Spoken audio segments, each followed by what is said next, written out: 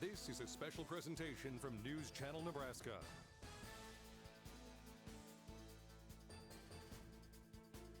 This broadcast is presented by Currency. Does your business need financing for equipment, trucks, or trailers? All you need is Currency. Visit gocurrency.com. Faith Regional Health Services. When you need exemplary care, have faith. And by Midwest Bank. Midwest Bank is always ready to lend a hand in the communities that they serve. Log on to MidwestBank.com to find out more. And welcome, ladies and gentlemen, to Wayne, Nebraska, as we have an NSIC matchup here from Wayne, America at Bob Cunningham Field. The Wayne State Wildcats coming into this game hosting the Southwest Minnesota State Mustangs. Luke Stair here on the call with my color commentator, Lou Siefker, as well. Both teams coming into this game trying to rebound from last week's losses for the Wildcats. It was a loss on the road to ranked Minnesota State Mankato, now number 6 in the country, 31-14. And for the Mustangs, another ranked matchup against Bemidji State, 34-14. The Mustangs fall as both teams come in 1-1 on the season. Lou, what are we expecting from the game tonight? I think you expect the unexpected, right? We talked about it before we went on air, how similar these teams, at least in the record and who they lost to. And Bemidji State, I believe, is 10th in the country in Division II, and Minnesota State Mankato, I believe, is 6th, if my memory serves me right. So 2 top 10 teams. Those teams are really good, so I think losing to those teams is not necessarily the end of the world, but I think this game is big, and I think it's big because, anytime you play a conference game, it's big, but you want to break away from that loss. Nobody wants to go 0-2, in 2 straight weeks, so I think this is a big game really for both teams here tonight. Yeah, and for the Wildcats, obviously, you talked about it with Masters in your interview. We'll wait a little bit, but expectations on this Wildcats team coming into the season, obviously, after making the Division II playoffs. Are we going to see maybe a little bit of jitters from the Wildcats going into this game? Maybe starting to realize that maybe we can't live up to those expectations, or are the Wildcats going to come out here and say, no, we can repeat what we did last year? Yeah, I think this team's still confident. I mean, Minnesota State Mankato is outstanding, and that's a tough place to play. Also eliminated them from the playoffs last year, so that's a different animal, I think. I feel like Wayne State's confident, and I'm not knocking Southwest Minnesota State, but I think they feel like they can win this game, and it's good that it's at home. That's you get the home cooking here. Logan Masters 7-0 as head coach here at home here at Bob Cunningham Field. So you feel like I think the confidence level is still pretty high for the Wildcats here tonight.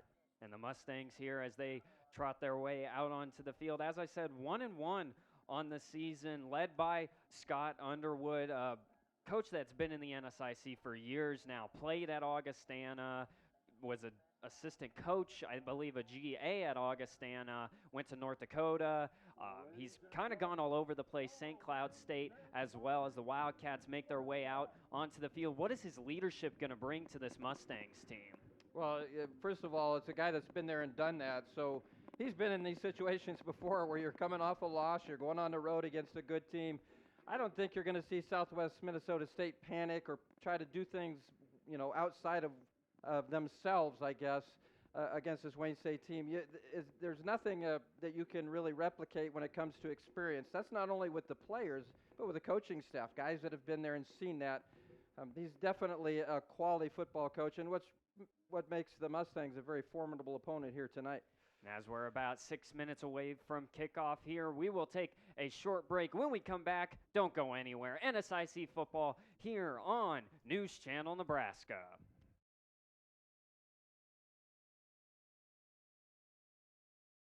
NCN Sports is sponsored by Currency. Visit gocurrency.com for details. And by Boardman Construction, voted best residential roofer in Northeast Nebraska.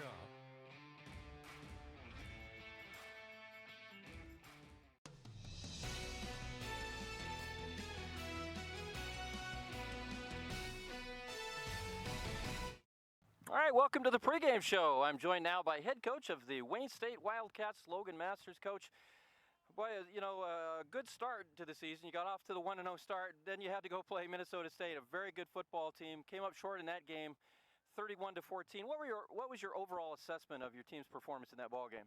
We just didn't play very well. Most of it was self-inflicted, just bad technique, mental mistakes, and then we just didn't win any of our one-on-ones in the back end on defense. And so the big thing for us this week is focusing on technique and doing our job. And when we get those chances to make one-on-one plays, we gotta go win.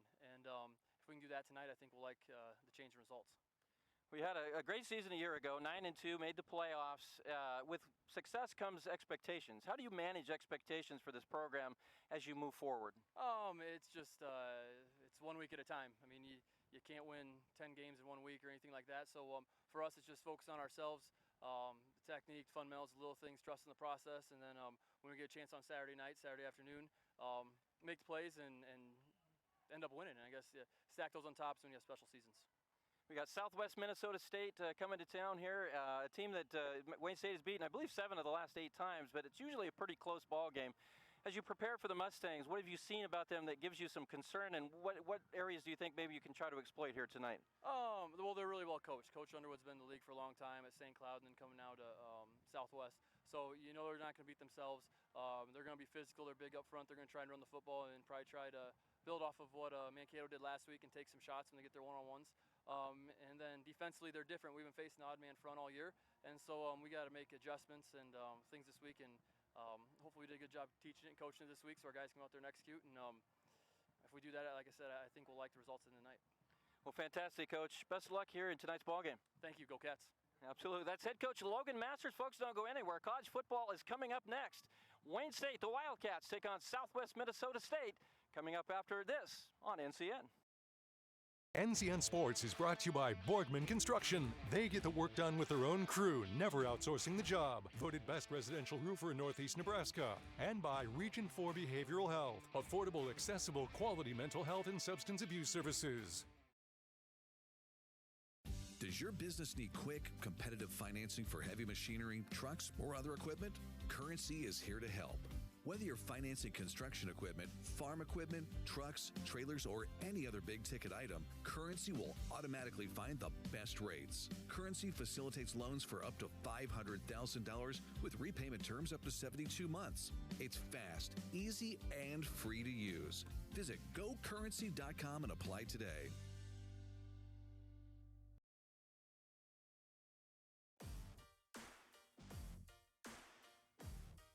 Ask yourself, will your college define your future, strengthen your confidence, prepare you for success? The college you choose today will last a lifetime. That's why students who want to lead tomorrow make Wayne State College their first choice. Go to ExploreWayneStateCollege.com to find out how a quality education at an affordable cost is the right choice.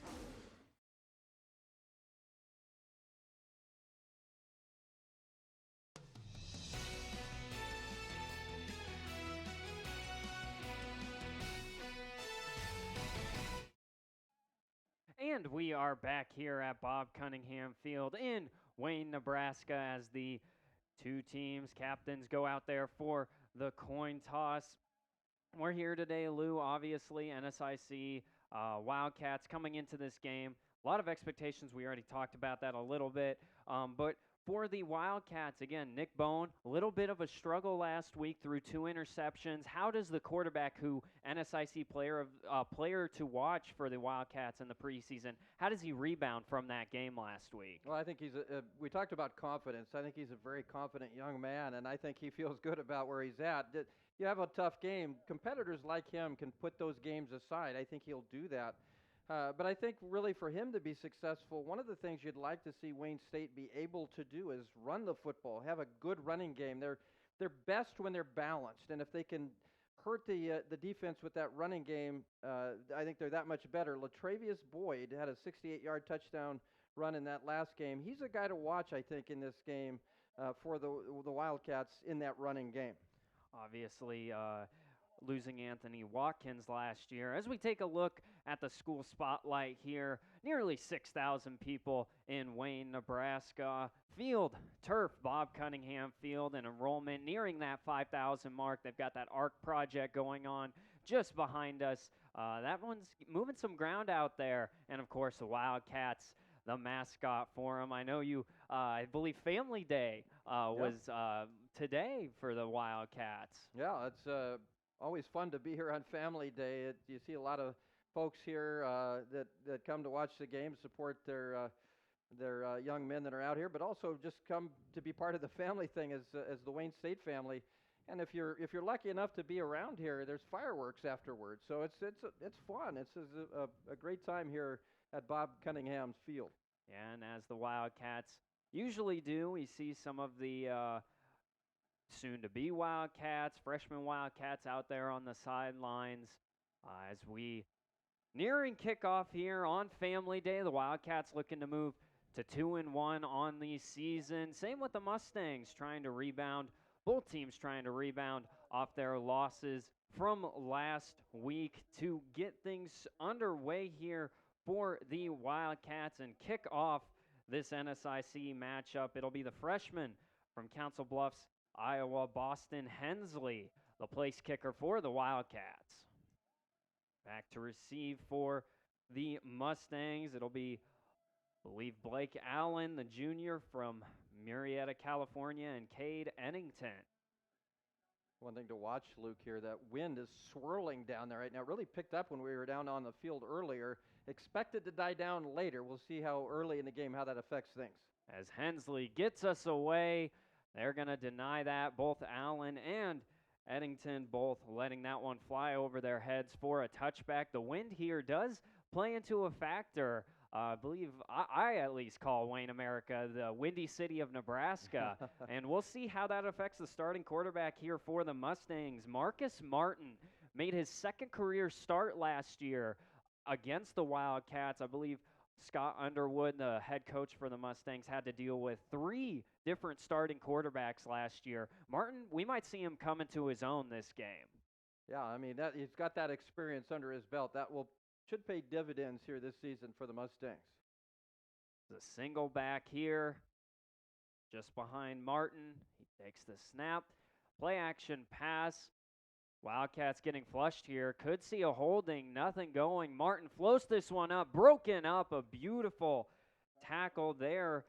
Draws that one as Alex Shaw, the junior from Kearney. A nice pass break up there.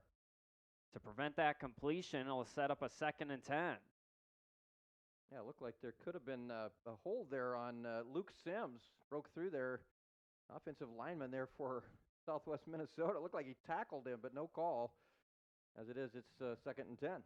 Luke Sims, one of those big men on the line for the Wildcats, always seems to cause trouble for other teams as Martin will hand this one off. Bouncing to the outside, a good tackle, but nonetheless, Donald Austin taking that one for a gain of about 9 on the play. And we'll see how the Wildcats' defense rebounds from last week. Over 500 yards given up against Mankato. Again, number 6 in the country. But still, as Masters, you kind of want to see that number get lower. Yeah, you want to.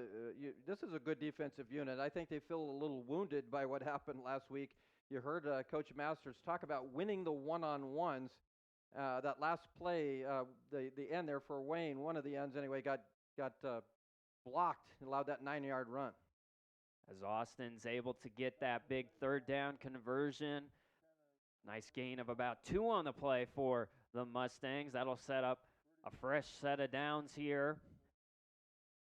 Again, Scott Underwood just kind of given a little bit of a profile for him. Coached at St. Cloud State. Defensive coordinator at the same time as head coach of the Wildcats, Logan Masters, was at Wayne State as a wide receiver. Didn't play the Huskies when they had their football program, the Wildcats and the Huskies, but maybe a little bit of knowledge from both teams as that one's nearly intercepted. A great break up there by Adrian Pigeon, the junior from Las Vegas, Nevada, as the intended receiver on the play, Rashawn Palmer. As Martin, lots of time back there, but just couldn't put that one on the mark. Yeah, Pigeon did a great job breaking on the ball there played that very well. One thing to look for, Southwest Minnesota State, second in the league in time of possession. Wayne State's going to try to limit that here tonight. As a false start, play continues, but it looks like that left tackle, that's Tyler Nebelong, 6'5" sophomore. And that's who the penalty is on. They've got a big line. I just kind of was glancing down. 6'5", 333, Nebelong on left tackle. And Sean Martinez, 6'3", 338 at left guard. That left side of the line, that's probably what you want to run to if you're the Mustangs. Yeah, that's some real size. I don't care what level you play at. That's size. Well over 300 pounds. Three of those the starters here tonight. As Martin motion and then motions back to the far side of the field. First shotgun snap we've seen. Another handoff to Austin as the Mustangs giving the Wildcats a heavy dose of Austin so far as he plunges forward for about 7 yards on the play. Big third down here. Wildcats a chance to get off the field. Yeah, this is what we talked about. Southwest Minnesota State, the Mustangs like to hold on to the football, limit your possessions. It's going to be important for Wayne State to limit that. You have got a chance now at 3rd and long, as you mentioned, to get off the field. Again, we'll see what Martin is able to dial up here. Has had a couple incompletions early on. Will drop back, has a bit of time, finds Austin again, getting enough for the first down, a gain of about 10 on the play. Mustangs just seem to be relying on Austin so far. He's been their entire offense and has led to 2 big third down conversions. Average is almost 100 yards a game on the ground, but he's a good receiver, as you see right there. Martin, the quarterback, put that ball on the money. Good conversion for the Mustangs at 3rd down and 8. And they pick up the first down, keep the drive alive. And they keep that clock rolling, as you said. Maybe want to see that clock. They want to see that time of possession always in their favor. Single back, man in motion. They're going to try a jet sweep here. Eludes the tackler, getting to the outside, drugged down just shy of that first down. Well, no, they're going to give him the first down. That was a nice run there on that jet sweep. Hey, watch this replay, Luke. Carter Sitzman, Wayne State got in the backfield, but not able to wrap up. And first down after that for the Mustangs, another first down. And feels like Southwest Minnesota State getting a little bit of a rhythm offensively right now. Yeah, and I think that's what the Mustangs are trying to look to do here. Again, masters that 7-0 record at home. Obviously, you just want to win games, but at home makes it even greater. Bouncing to the outside again. It looked like a bit of a screen here. Led to that a nice gain on the play. It looks like we've got an injured Mustang down. As going into the game, we were told that Alex Maxwell, the right guard, actually went down last week. That looks to be that right guard position. Brock Ward down on the field. Wow. Yeah, Luke, you lose Maxwell, and you bring in Brock Ward, the sophomore, another 300-pounder, but boy, you lose him, you start worrying a little bit about your depth. Southwest Minnesota State also without one of their starting receivers in Albert Lemon. He's a 6'2" senior from San Diego, and we might as well, for those who don't know, who follow Wayne State, I don't know who it is that doesn't know this, but Alex Kowalczyk, the all-everything linebacker for the Wildcats, the kind of the guy to watch on the defensive side of the ball for this season, he's out indefinitely with a leg injury. That's a big loss for Wayne State. Yeah, I believe the first week of practice went down with that injury. We're trying to see what exactly they're working on Ward here as we wait to see what happens. Hopefully he's good to go. We'll take a short break. Still tied 0-0 here between the Wildcats and the Mustangs. 11:14 left to go here. You're watching News Channel Nebraska.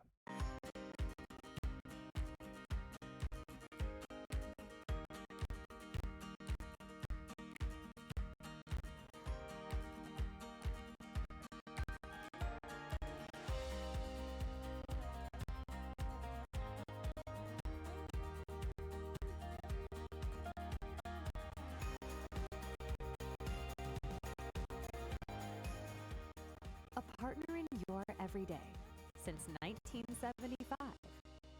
Woodhouse.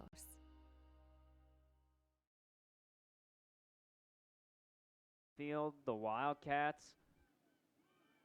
trying to slow down the Mustangs here. Nice handoff again to Austin. We do see that yellow out on the field. We'll see if it'll be on the Mustangs here. It's probably going to be a hold. No, legal shift. One you don't see every day. That will negate the first down and drive the Mustangs back. Still second and manageable here, about 2nd and 7.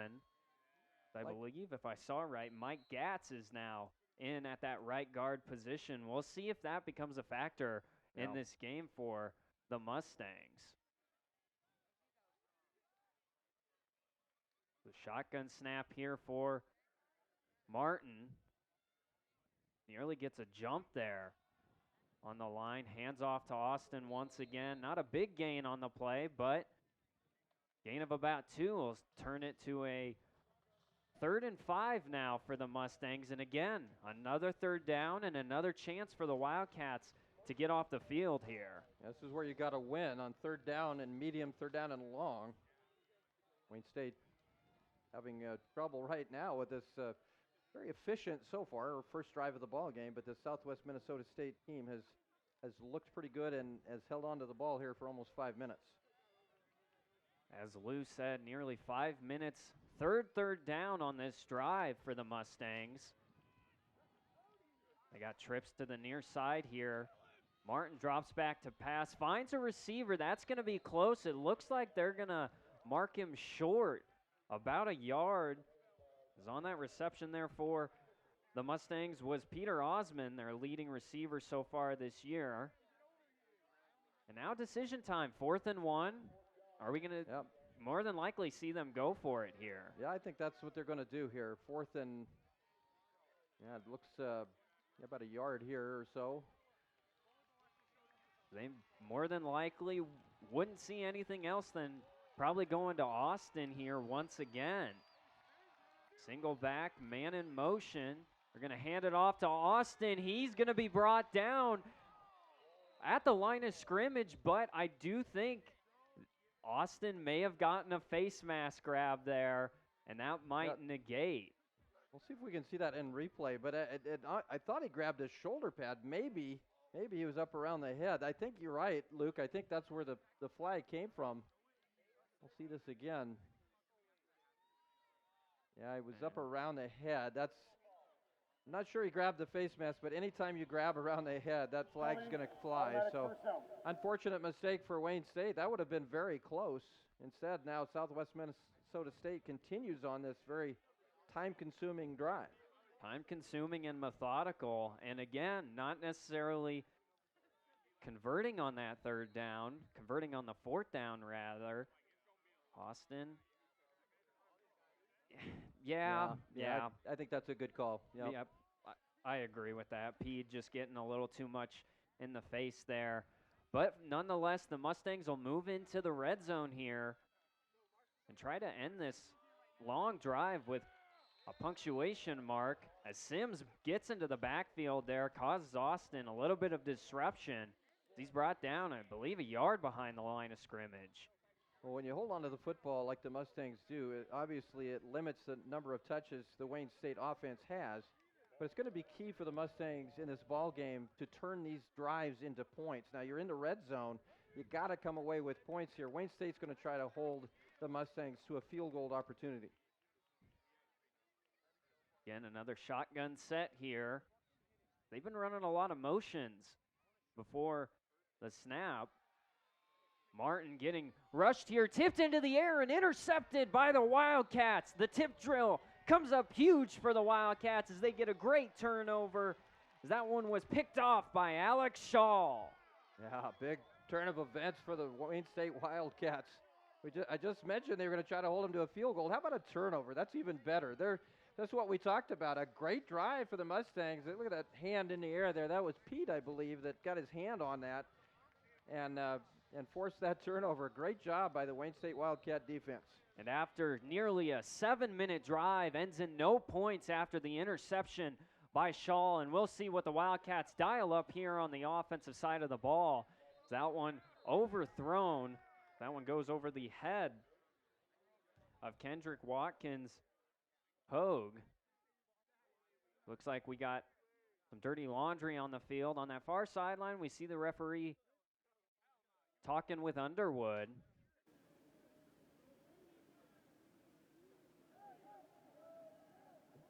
Ineligible downfield offense number An eligible receiver downfield. Underwood opting to decline that penalty. So in essence, a no gain on first down. Again, Bone coming off that game against the Mavericks, trying to get a better game this week, as that was a tight throw there to Watkins Hogue again. That one reaching its target. He's able to move forward. Dangerous always with those screens. You never know if the defense is going to read it well. Meshach nearly coming up with that one. Yeah, it's definitely part of Wayne State's game, and they usually do a pretty good job of blocking out in front of those screens. But still third down and pretty long, third and about 7 here for Wayne State.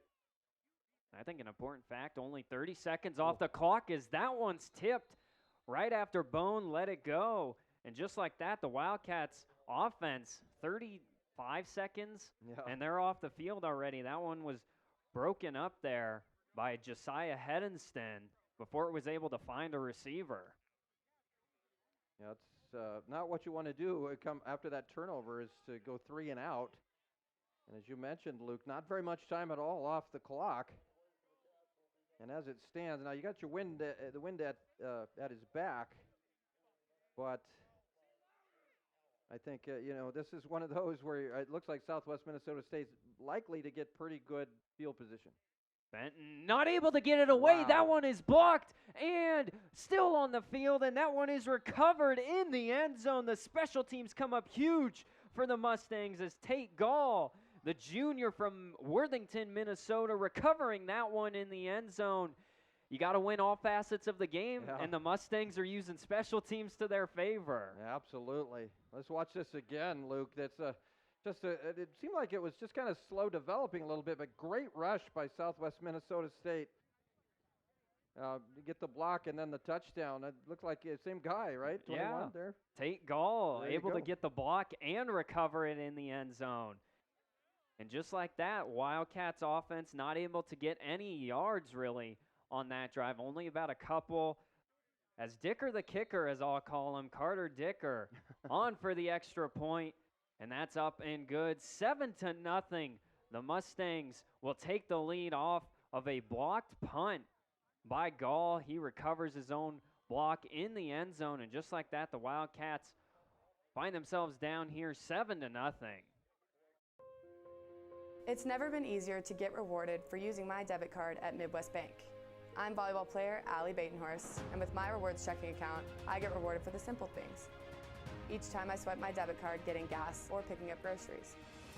With Midwest Bank, it's not about how much money I have in my account. I get rewarded for just using my debit card at all my favorite places. Find out more at MidwestBank.com. Your community, your bank, Midwest Bank.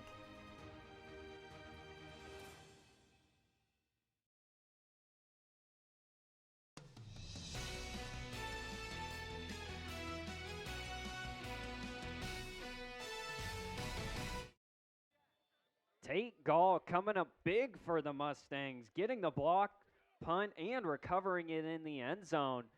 As the Mustangs offense not the first to score, it's the special teams that come up huge. Like I said, you got to win all 3 facets of the game. As Dicker sends this one away, a fair catch, fumbled by Forgy, but nonetheless, I think he dropped the football. And they're going to mark him down at the 7-yard line. Yep. Just like that, the Wildcats from bad to worse, special teams. Yeah. Again. Yeah, they can make or break a game. You're going to see him very clearly calling for a fair catch, but he does not field it, which places the ball at in this case, the 7-yard line. Terrible field position to start this drive for Wayne State. You get the pick, and You start inside of your own 25-yard line. Ends in a touchdown for the Mustangs. And Bone, quarterback keeper, not really able to get any movement on the line. Dragged down at the line of scrimmage, maybe even, well, it looks like they're going to say just at the line of scrimmage, maybe getting a few yards on the play. Again, looks like he ran into his own lineman there. Yeah, the center, Waschenberger, ran into him as he was pulling to that far side of the field. Wildcats offense maybe looking a little sluggish here early on. Yeah, I think that's a good term to use, sluggish. The jet sweep here goes to Watkins Hogue. And again, this Mustangs defense kind of snuffs that one out. Hogue trying to break back to the middle of the field, really unable to get anything on that play. And if you think the offensive line is big for the Mustangs, their defense is just as athletic as that offensive line. Cam Irvin, Joe Below, Avery Johnson, all of them over 6 feet tall. It's always going to be tough to break a defense like that. And the Wildcats, another third down here. 3rd and about 7.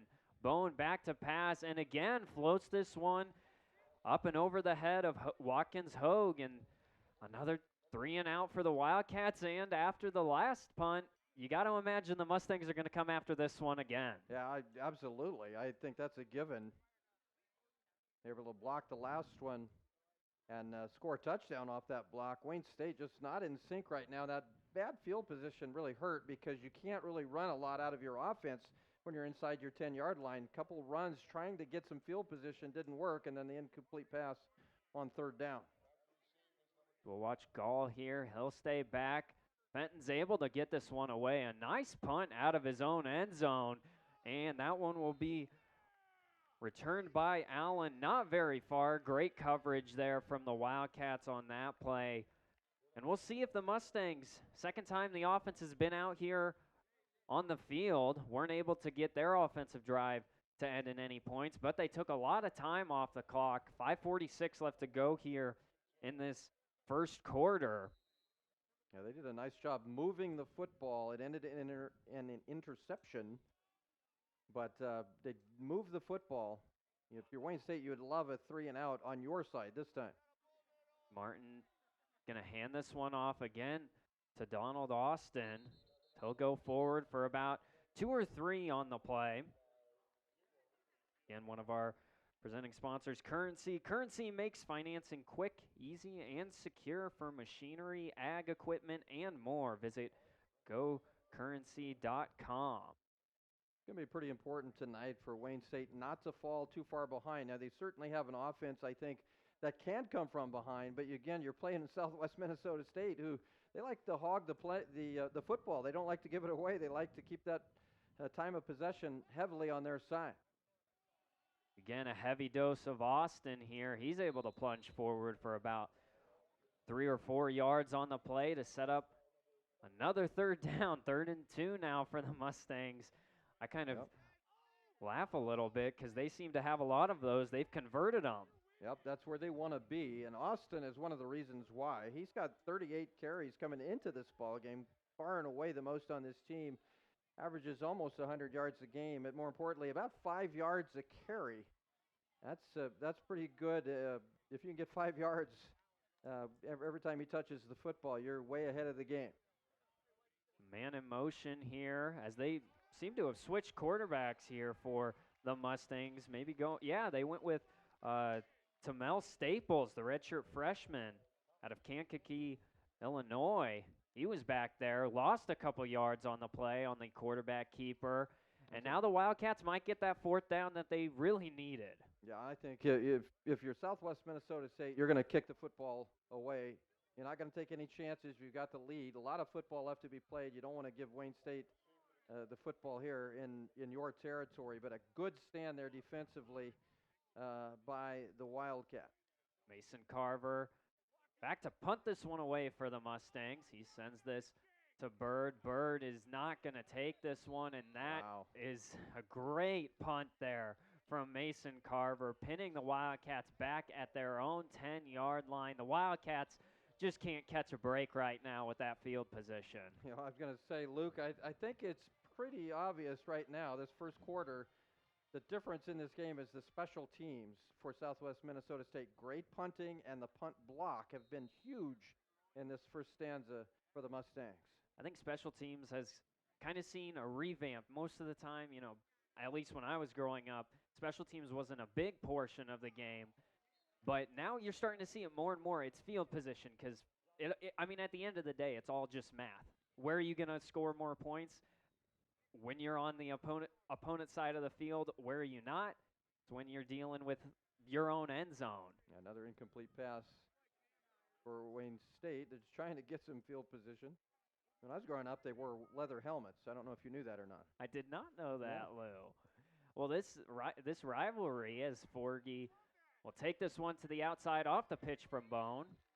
Gets enough for the first down. Maybe some momentum building here for the Wildcats. That might do it. This NSIC predates the NSIC, but 1969 was the first time these two teams matched up. That was, I don't know if that was your time or not. Well, I'm old, but I'm not that old. My dad was actually 13 at the time, so maybe he remembers this first game between the Mustangs and the Wildcats as Bone steps up in the pocket. Bone just, a lot of his throws have just been off target right now. That one he was forced out of the pocket trying to find Forgy. Too far out of bounds for Forgy to really make a play. You pointed there, though. There was a shove. Well, yeah, it was a shove. The ball wasn't catchable. If that ball is catchable, this is pass interference. You see him shoving him, but see the ball is clearly out of bounds. You're not going to throw a flag if the ball's nowhere near the receiver. An instant replay brought to you by Madison County Bank. Brought to you by Madison County Bank, here to help you grow. As this one's taken out towards the outside by Boyd. A nice shoelace tackle there. Boyd had a little bit of area to work with there, but was promptly snuffed out. Amarian Mishak coming up with that stop there, and the Wildcats are faced with a 3rd and 8. Yeah, Boyd is the guy, I think. You really want him to get going because we've seen a lot of games with Wayne State where Bone is the best running back, but Latravius Boyd has been a difference maker here in the first couple of games this season. Bone flushed out, finds Hogue on the sideline, takes the hit and gets it. First down there for the Wildcats. Hunter Bohannon on the coverage there, as maybe that he wasn't able to find Watkins Hogue on a couple of those first completions. Now he's finding him. Maybe that'll get the connection back between the two. This is where Bone, I think, is at his best. Rolling out, run-pass option. He does a lot of good things. He's such a good runner. You have to respect that. But he's good at finding people on those type of plays. And got Watkins Hogue, who took a nice shot there by the sidelines. Watkins Hogue held on, and got the first down. Bone sets up, airs this one out long. It's caught by Watkins Hogue. 10-5, touchdown. Wildcats as they respond. And we are an extra point away from tying this up. Watkins Hogue comes up big, 2 plays in a row. Watkins Hogue got behind the defense. Great pass by Bone. What a big play in this game. 2 pass plays. It's just a blink of an eye. Wayne State has evened up this while we're waiting on the extra point, but basically evened it up. Look at this pass, perfectly thrown. And Watkins Hogue with just a good route, got behind the defense. Big play for the Wildcats. Beautifully thrown. Watkins Hogue not having to come back to that one as it is up and good. So the Wildcats, courtesy of Boston Hensley, tie this game up 7-7 here with 1:53 left to go in the first quarter. We'll take a short break. More NSIC football here on News Channel Nebraska. The Heart and Vascular team at Faith Regional Cardiovascular Institute has spent the last 22 years focused on providing the highest level of heart care possible. With over 24,000 patients seen in the last 2 years alone, we know cardiac care by heart. Today, we offer the most advanced practices and technology to patients in 11 local communities, ensuring easier access to cardiology services. With specialists focusing on heart failure, vascular diseases, thoracic surgery, abnormal heart rhythms, and general cardiology, you can count on our heart experts to collaborate to provide you with the best care possible. Faith Regional Cardiovascular Institute, keeping a pulse on the hearts of Nebraska for over 2 decades, is the faith difference.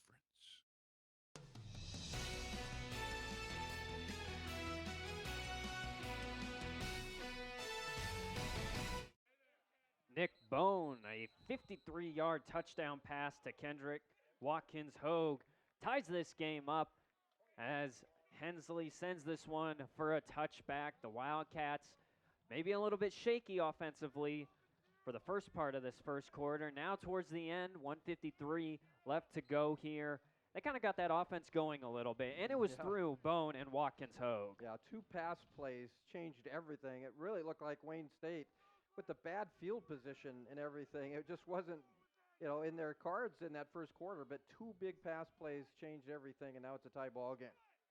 Marcus Martin back to pass, floats this one out, and that one wide open there for the Mustangs was Peter Osman, a senior for the Mustangs, just kind of fell through his hands here.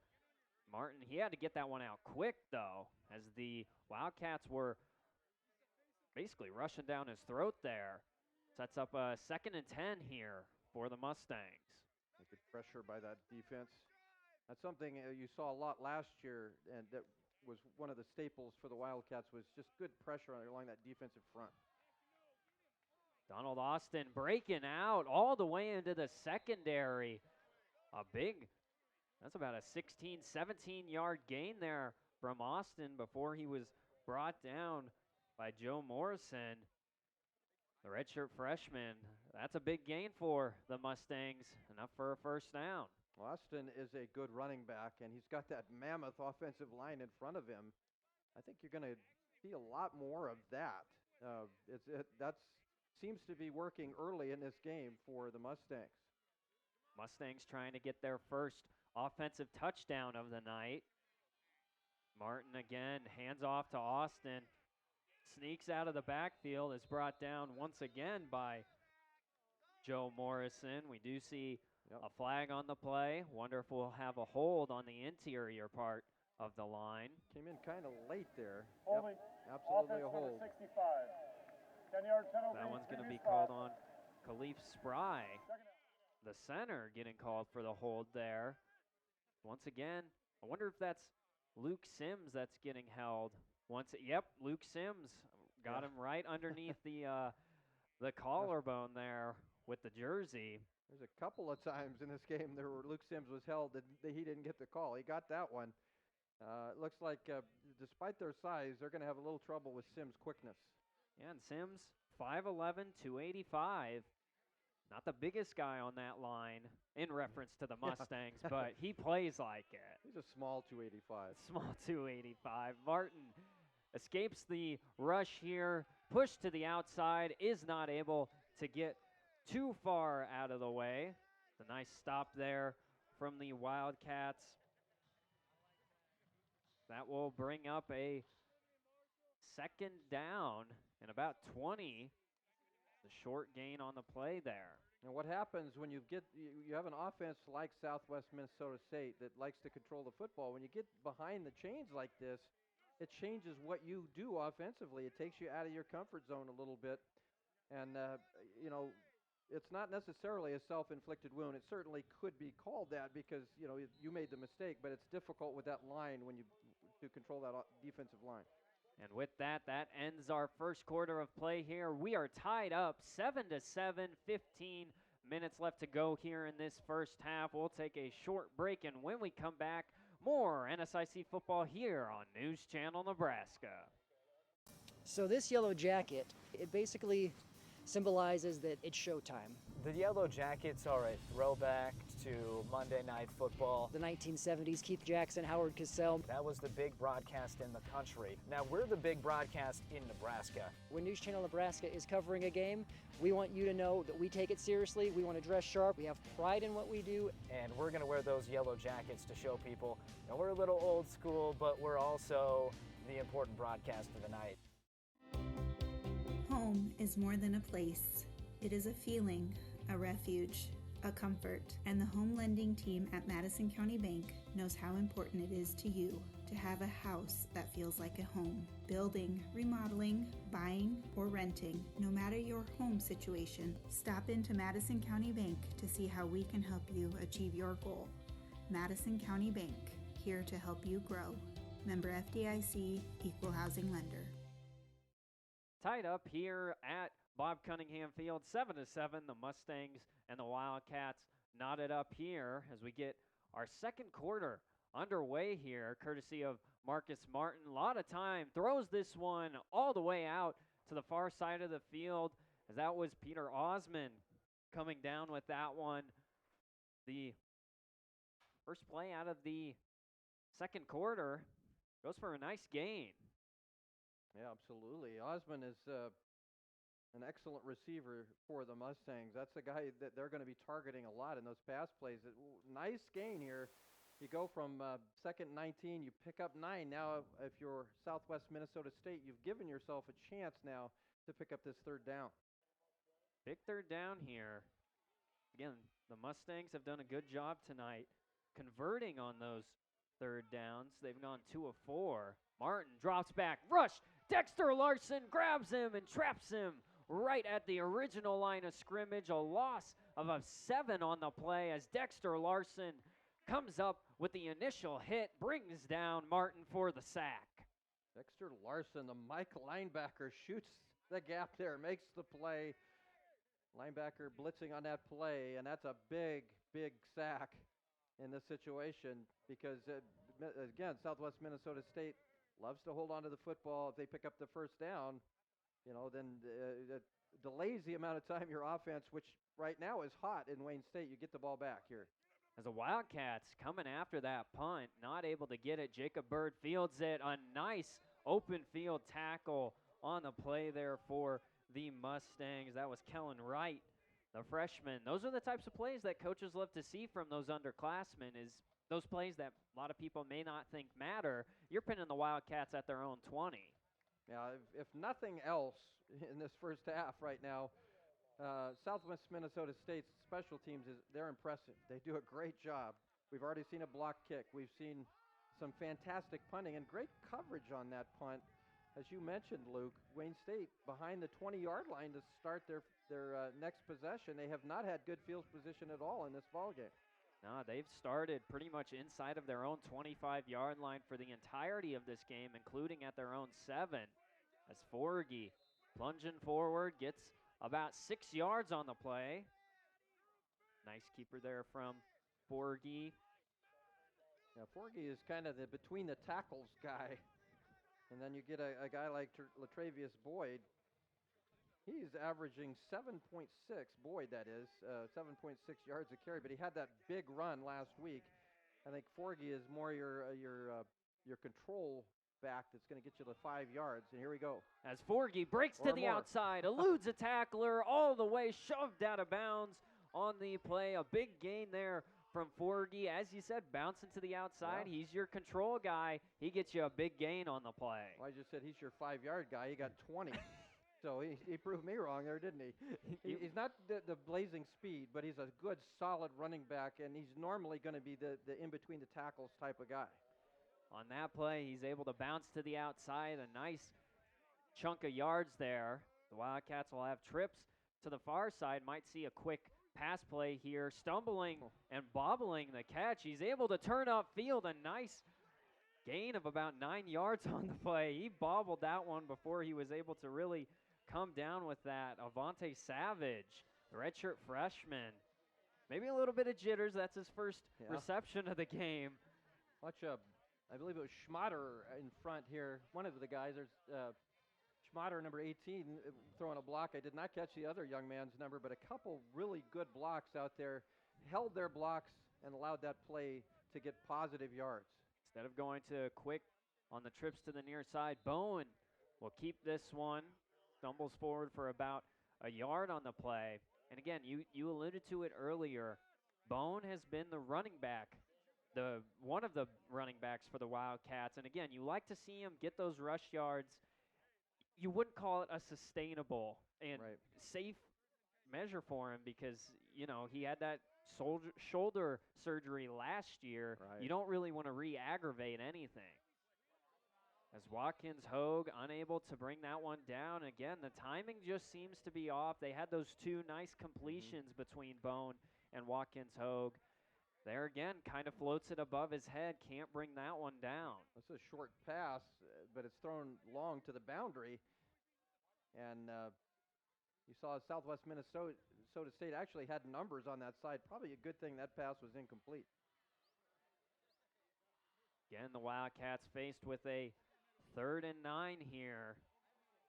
We'll see if they can convert. Bone lofts this one in the air, trying to find his tight end on the play.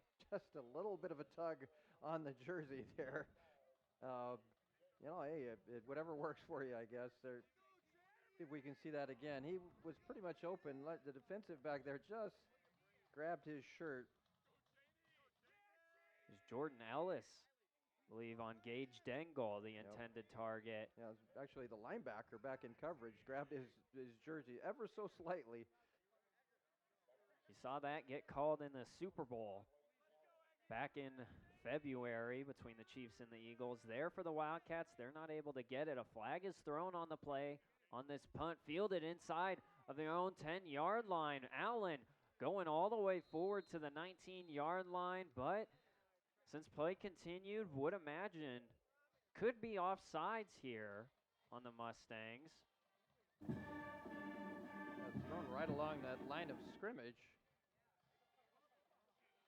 I did not see anything obvious on that play. We'll see what the officials saw.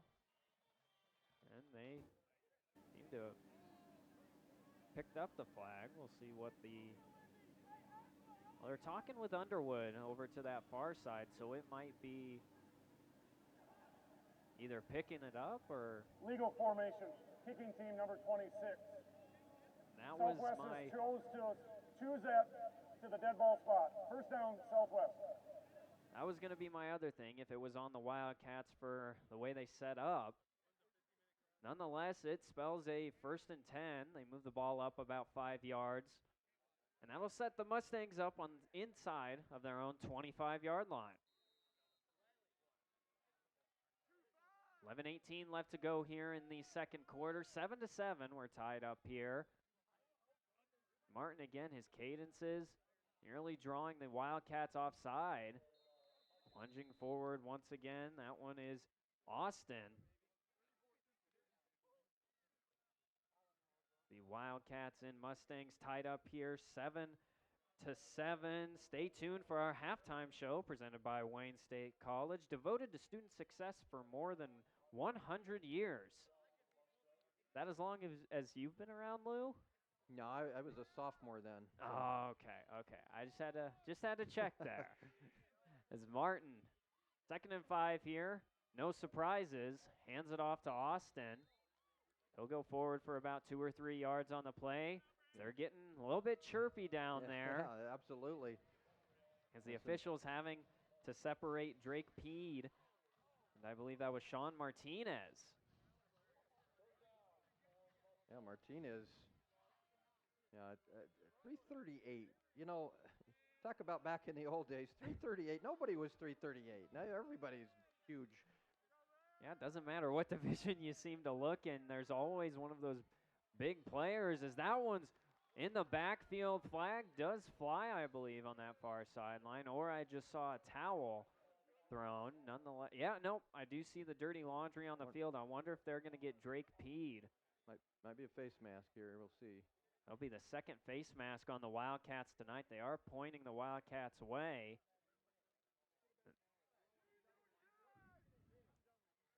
Yeah, those are penalties you have to avoid. Those are the ones that really are self-inflicted. You just can't do that because, you know, you had kind of, you know, you're doing a pretty good job right now slowing this offense down, but those penalties, it just kill you. We'll see if we can see it there clearly. Another right around the head. It's tough to tell from that angle if you actually grab the face mask. But again, we talked about that. When you grab with your hand around the head, a lot of times that head jerks, and even if you don't grab the face mask, it appears that you did, and those calls are going to come most of the time. Yeah, and unfortunately for the Wildcats, that means a fresh set of downs here. Martin, play action pass, pushed out of the pocket, throws this one downfield, in and out of the hands of his wide receiver, Cade Eddington. But we do see a flag on the play. Wow. Yeah, that kind of came in late, too. A lot of penalties here in this first half. I think they're going to call a hold on Wayne State here, perhaps. Holding, defense number 7. Yep, and 10-yard that's penalty, the call. previous Margian Automatic Cosby first down. going to get called for the holding there as penalties are starting to creep up on the Wildcats. Martin, great rush there from the Wildcats. Yeah, just outside it. You see right there against the Southwest Minnesota State receiver, Nathan Stearns, number 17, just grabbed his shirt. We've seen that a few times here in this first half as well. The jet sweep here. Oh, that one good taken to the outside, nearly brought down, and then after the Wildcats are able to gain something there, get support, as that one was a nice stop in the backfield for the Wildcats. Eric Lira on the carry there in pursuit. Cooper. You got Tanner Cooper getting the initial, nearly a horse collar on that play. Almost another penalty. And that's Cooper did a good job coming in there and making that play. That play going laterally, Cooper took a good angle and shut that thing down. But yeah, got to be really careful where they're grabbing. The Wayne State defense is grabbing these Southwest Minnesota State ball carriers. Again, Austin, he's able to make it to the secondary, nearly runs over Cooper there, but is just shy of the first down. A huge gain on the play of about, call that 12-13. That'll set up a 3rd and short for the Mustangs, as again, Austin seemingly just able to find the holes that his Mustangs offensive line paves for him. A lot of times you see guys and they're listed, they look bigger than they're listed. Austin almost looks smaller. I mean, he's a pretty stout fella, but he's listed at 6'2", 220. But you're right, he's able to find those holes. The misdirection here, Austin able to get the first down before he is brought down on the play. Couple Wildcats combining on that stop. Cody Smith, one of them. But the Mustangs, again, methodical, 7:56, as they're taking a lot of time off this clock as they look to retake the lead that they had in that first quarter. Still tied 7-7. Definitely in scoring range now. Southwest Minnesota State has to take care of the football, something they didn't do before when they were down in the situation. Through an interception, Alex Shaw coming up with that one is Dexter Larson able to get into the backfield there, or excuse me, Tate Heinrichs rather, able to get into the backfield for the Wildcats. Stop Austin before he was able to bounce outside like he's done a couple times tonight. So lose a yard on the play. And we'll see if the Wildcats, if they can force the Mustangs into a 3rd and long here, 3rd and 11. On this second down, Martins, Shaw at it, or excuse me, Austin at his hip. He'll hand that one off to Austin. And again, we've seen it a couple times. I don't know if it's the cadences down there, but the Wildcats have been jumping a little early on the cadences. I don't know if Martin's barking down there enough to get him to jump. It looked like both. There's a lot of movement down there. No flags for a change there on that one, but looked like there could have been perhaps a procedure or an offsides. That'll set up a 3rd and 8 here. Austin able to get 3 yards on that last play.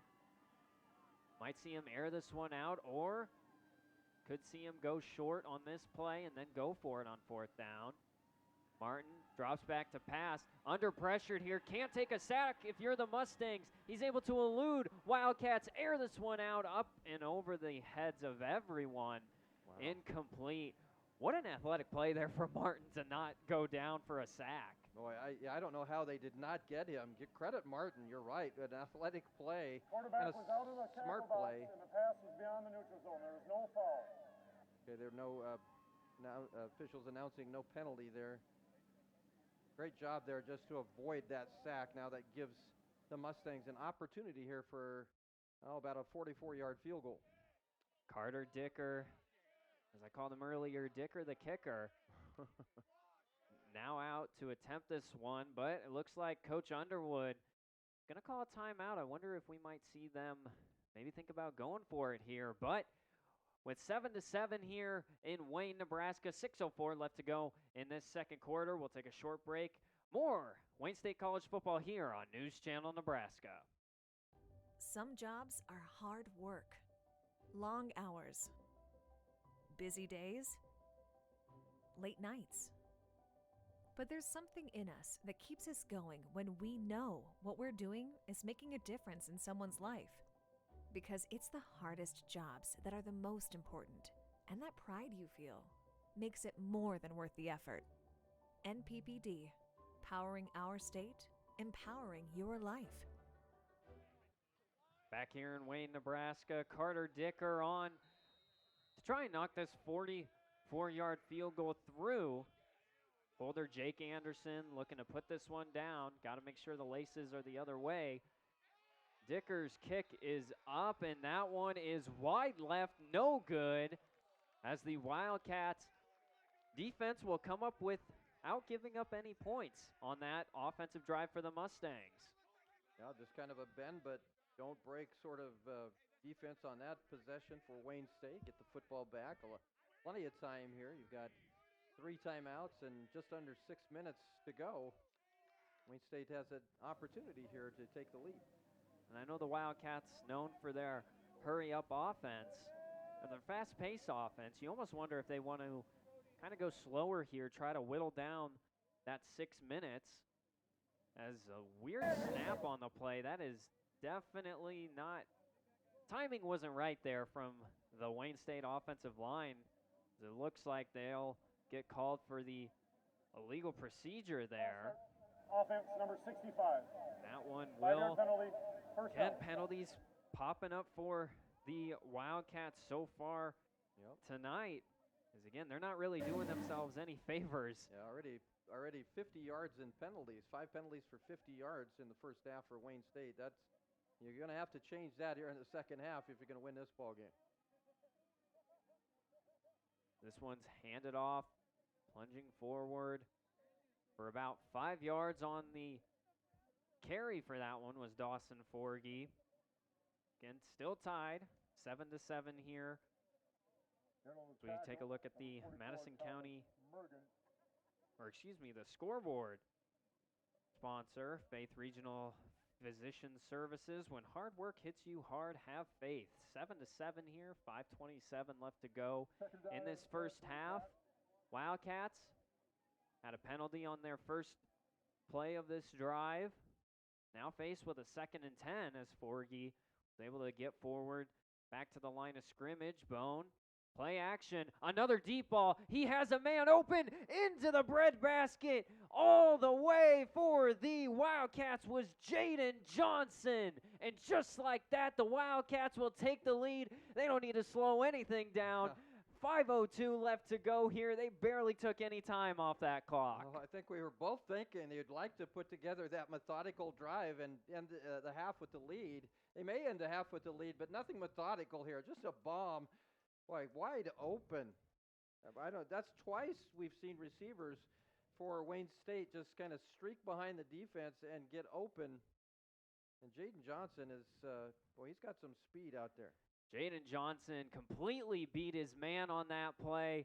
Up and good there for Hensley, as that will make it a 14-7 game. Jaden Johnson and Nick Bone finding the connection. 5:02 left to go here in this first half. 14-7, Wildcats lead the Mustangs. More Wayne State College football here on News Channel Nebraska. Does your business need quick, competitive financing for heavy machinery, trucks, or other equipment? Currency is here to help. Whether you're financing construction equipment, farm equipment, trucks, trailers, or any other big-ticket item, Currency will automatically find the best rates. Currency facilitates loans for up to $500,000 with repayment terms up to 72 months. It's fast, easy, and free to use. Visit GoCurrency.com and apply today. At Faith Regional Physician Services OBGYN, listening to you to create an individualized healthcare plan that fits your needs and preferences is our top priority. Whether you need an annual checkup, specialized gynecology care, or pregnancy management, we partner with you to provide expert care using advanced practices, technology, and techniques. Faith Regional Physician Services OBGYN. Care on your terms is the Faith difference. Boston Hensley sends this one away. Couple thoughts there from Eddington, whether he wanted to return it or not.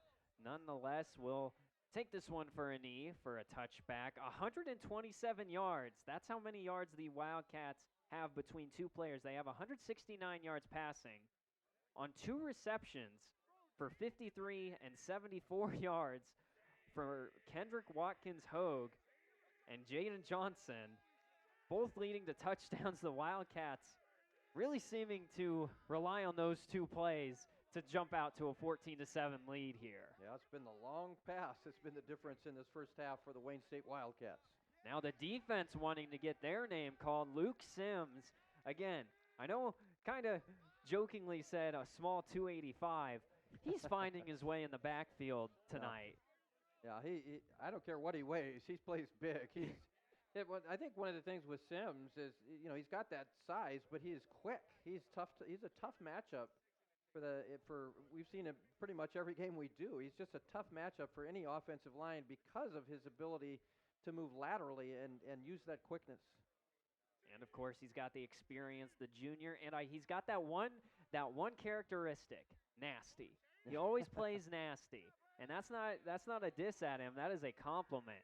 As Austin once again goes forward for a gain of about 7 on the play. 7 or 8 will set up a 3rd down here. The Wildcats offense, they're probably looking at their defense here after that last Jaden Johnson reception. Maybe see if we can get a 3 and out here and try and add another score before the end of the half. Well, the 2nd down plays for Southwest Minnesota State have been big because it seems like they don't do much on 1st down, but that 2nd down run gives them that opportunity here. It's about 2 yards here. This would be a big stop here if Wayne State's able to get it because you get the football back and, as you mentioned, a chance maybe to add on to your lead. We got 2 men in the backfield. Play action pass. Martin looking, throwing, finding a man for the 1st down. That one was reeled in by the tight end, Bry Hartle, the sophomore from Scandinavia, Wisconsin, for the 1st down. The play action maybe getting the Wildcats to bite there. Nice pass from Martin, though. He kind of had to thread that one in to find his man. Yeah, he did that. That's a nice pass because he was under pretty good pressure. He got hit as he threw a strike. And 14-7 here. Under 3 minutes now left to go in this first half. Just enough time for the Mustangs maybe to drive down the field. Martin, again, Sims pressuring him. He's able to air this one out. Intercepted. Wow. What a pick from Dexter Larson as Martin throws his 2nd interception of the game. The first one to Shaw, this one to Larson. He had to jump for that one. Dexter Larson's going to tell Coach, I want to play receiver. Watch this catch. He just laid out for this. This was fantastic. This was there'd be a lot of receivers who'd be jealous of this catch. He just lays out and makes a great catch, right? Gets both feet, not just one, both feet in bounds. What a play by the middle linebacker from Blair, Nebraska, Dexter Larson. One of the team captains. That replay courtesy of Madison County Bank. Here to help you grow. As again, Austin Schmatter, just as I was talking, all the way in. These big plays tonight for the Wildcats, just like that, 20-7. What? I mean, I don't think I've seen the Wildcats rely on these big plays. And just like that, barely holding the ball, they're up 20-7 now. Yeah, 3 different receivers for long touchdown passes. That's a great job. it's a great job by Bone to get everybody involved, and Schmatter just kind of a underneath pattern. He just ran away from the defense. Great job, and Wayne State, my goodness, big play after big play.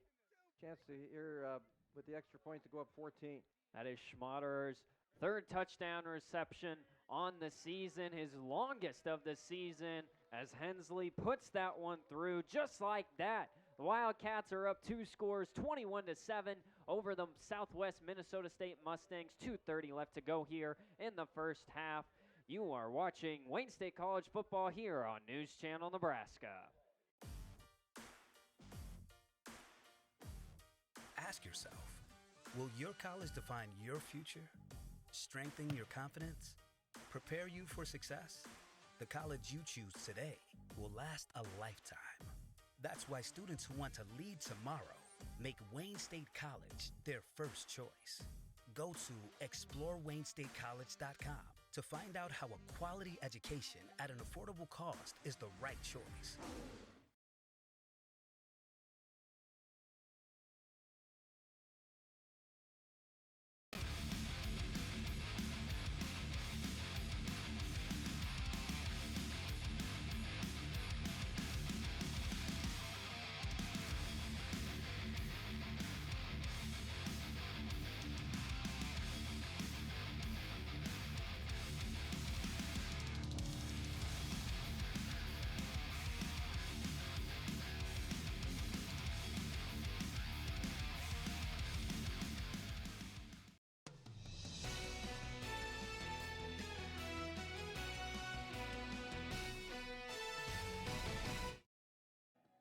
'59, 53, and 74. Those are the yards that the Wildcats have had on 3 plays, all leading to their touchdowns as they take a 21-7 lead courtesy of Nick Bone. An RPO going for a touchdown, a short little route over the middle of the field to Ashton Schmatterer to put the Wildcats up 21-7 here. And again, I know there's only 2:22 left.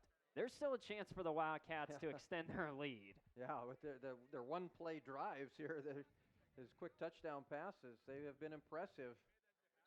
But certainly a whole half left to be played, so a lot of work yet to be done for Wayne State.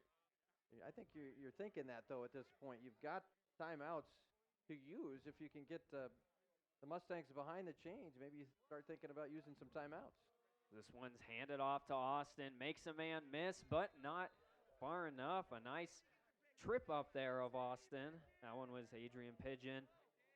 Able to kind of make him stumble a little bit. Was still able to get 7 yards on the play. We got 2:02 left to go here in this first half.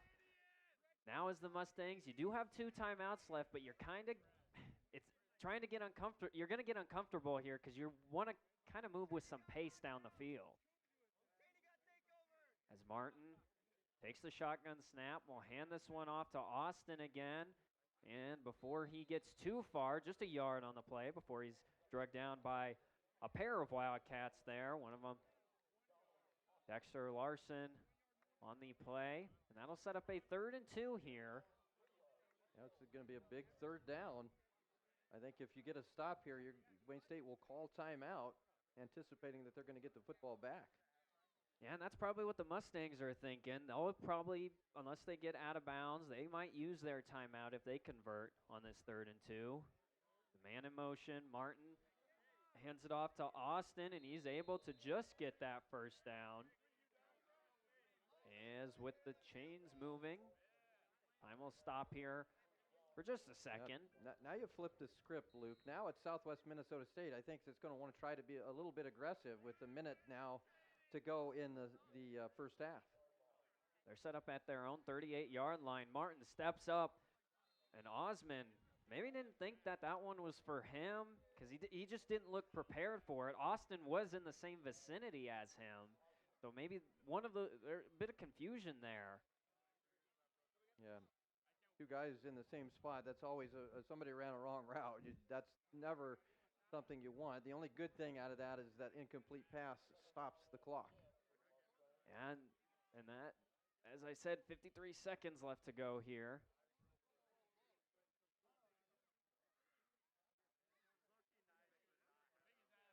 Martin drops back to pass. Again, flushed out of the pocket, is able to find an open man. Larson from behind, able to bring him down, as that one was Colin Mayer. Able to get that one, and now the Mustangs, as opposed to what we've seen from the majority of this first half, going no huddle here.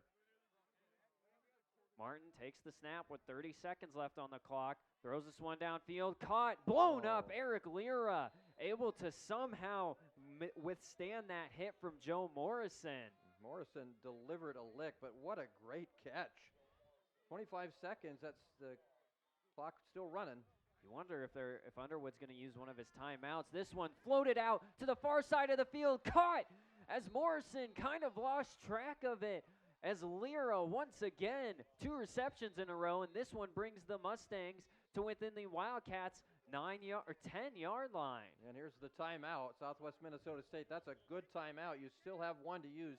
15 seconds to go. Southwest Minnesota State needs to get points on this possession. Get the ball inside the 10-yard line. You're going to have a few plays. You'll have one timeout to use, so certainly possible here for the Mustangs to get 6 points on this possession.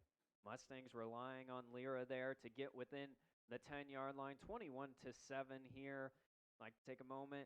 Thank Midwest Bank, our presenting sponsor. Midwest Bank is always ready to lend a hand in the communities that they serve. Log on to MidwestBank.com to find out more. 21-7. Get a big play there from Martin and Lira. That's our longest play of the game so far. The Mustangs offense, they got into the red zone, or within the 25-yard line before throwing an interception. The last thing you want to do here if you're the Mustangs, and I know it goes without saying, you can't turn the football over. You've got to get points here. We talked about their desire to control time of possession. They've done that pretty heavily in this first half. The problem is that, they've run about 40 plays to Wayne State's 21, but they're down 2 scores, so you've got to be able to score when you have the opportunities. Martin looks back the other way. Nearly another interception. Bird breaks it up, but I think they're going to get Bird arriving a little bit early there. He actually didn't see the flag. It looked like he was already celebrating. Oh, no. From his motion, that might be an eligible receiver downfield. That's exactly what it's going to be. This is going to be on the Mustangs. It's going to move this football backwards. With just 10 seconds left here in the first half. We anxiously await the call. Ineligible downfield, offense number 63. 5-yard penalty, previous spot. Remains first down. Will negate anything happening on the play. And Luke, here's the problem. Now 10 seconds. You don't have a lot of time. You still have a timeout left. But boy, you've got to be efficient here. You've got to use the clock well and use that timeout. Martin got to have that instinct to know when its time is up. Floats this one back of the end zone. Put it out of reach, luckily for Martin, of any Tanner Cooper interception. And now 5 seconds left. If you're Underwood, do you... Boy, I think with the timeout, you have to be quick. That play took a long time. Now, good, they protected Martin very well, but no one was open. Credit the coverage in the end zone there by Wayne State. I think the conversation here looks like they are going to call a timeout. So a timeout for Southwest Minnesota State using their last one. They're going to discuss what they want to do. I think this is going to be, this is a chance you take. If you throw one in the end zone, you run the risk of the ball of the clock running out. You don't get any points. So do you take the more conservative approach, kick a field goal, then you're only down 11? Or do you go for it here, take the chance, like I just said, of the clock running out on you and you not scoring at all? And again, the Wildcats, aside from that special teams error, they haven't allowed any points off for the offense for the Mustangs. And if you're Scott Underwood, Coach Underwood, and it looks like he's going to agree with what I said, you got to take the points here. 5 seconds left, not enough time to get a play off. I agree with this. You have to, as we just said, you have to have points on that. You got the ball down there. You ran out of time, but points could be very important here in the second half. You give yourself a chance here to turn that lead to 11. Carter Dicker did miss a field goal, 44-yarder. This one a little bit shorter As this one is up, and that one is wait. Good. Yeah. It took a little bit. Apparently, what I'm being told is that one went a nice left to right. Wind has died down, maybe kind of helped out that kick there. 1 second left out on the That first was one half. of those where the officials, I don't know if one was waiting for the other one to make the call. I mean, that was, we were all waiting. I was waiting to see one of them go, the call for good, and one of them to go no good, and then Yeah. we're all confused. Yeah, But that's good thing that didn't happen. yes, nonetheless, that'll make it a 21-10 game. Mustangs able to get a huge play out of Eric Lira. A nice pass from Martin as they were able to turn it into some points there. They were inside of the 9-yard line, but a penalty drives them back a little bit. Offense couldn't really get anything. We're pressed for time on that last drive, so settling for the 3 points. More than likely, we'll just see a squib kick here from Carter Dicker, especially with how the Wildcats' offensive possessions have gone. The last thing you want is to give them any chance. Yeah, you're not going to kick it deep. You're not going to run the risk of a return unless you're comfortable that your kicker is going to kick it into the end zone. Now, we talked about at the beginning of the game, the wind was really swirling. Now I look at the flag here in the north end zone. It is hanging limp. There's no wind. But I think here you just squib it. You don't even take a chance to allow Wayne State a return. As Carter Dicker on to pick this one away, and he will. Just a short little dribble down the field. Wildcats jumping on top of it, and they will let that 1 second roll off of the clock as the Wildcats will go into the locker room. Was tied 7-7. Now the Wildcats have bursted everything open. 21-10, the Wildcats lead the Southwest Minnesota State Mustangs here at Bob Cunningham Field. We'll take a short break, and when we come back, our halftime show here on News Channel Nebraska. You're watching Wayne State football on News Channel Nebraska. The halftime show is brought to you by Wayne State College, devoted to student success for more than 100 years. Let your next adventure take flight in Sarpy County, Nebraska for some high-flying fun. Legendary family adventures. Out-of-this-world shopping. Star-studded evenings. And award-winning experiences. Our flights are never canceled. Stay, play, and plan your getaway at GoSarpy.com. At Faith Regional Physician Services OBGYN, listening to you to create an individualized healthcare plan that fits your needs and preferences is our top priority. Whether you need an annual checkup, specialized gynecology care, or pregnancy management, we partner with you to provide expert care using advanced practices, technology, and techniques. Faith Regional Physician Services OBGYN. Care on your terms is the Faith difference.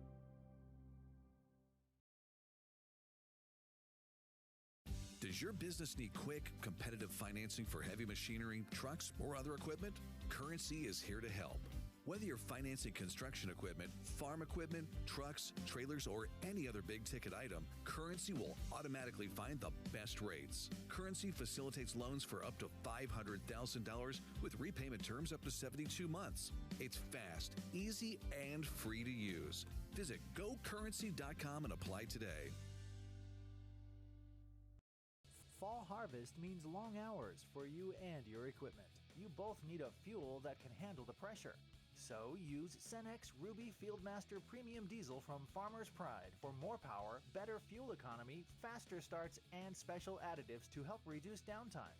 What's more, when you do business with Farmer's Pride, you'll notice a personal touch that goes beyond the expected. Farmer's Pride, in the field, on your farm, in your community.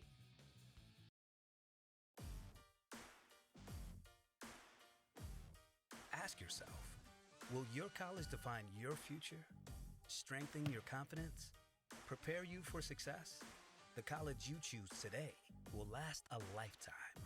That's why students who want to lead tomorrow make Wayne State College their first choice. Go to ExploreWayneStateCollege.com to find out how a quality education at an affordable cost is the right choice.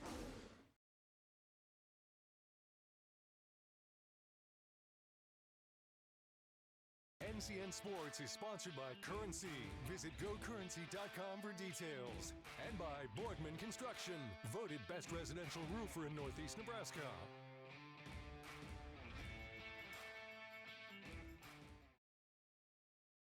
I have seen other chiropractors in the past, but Dr. Kim really is in tune with your body and your individual needs. I have a really physically demanding job. She keeps my body going. Being in the military, it's very hard on the body, so I see her quite often after drill weekends. I believe that the body is a machine, and the best way to heal it is being in alignment and letting the body do the work. There's no age too young or too old to see Dr. Kim.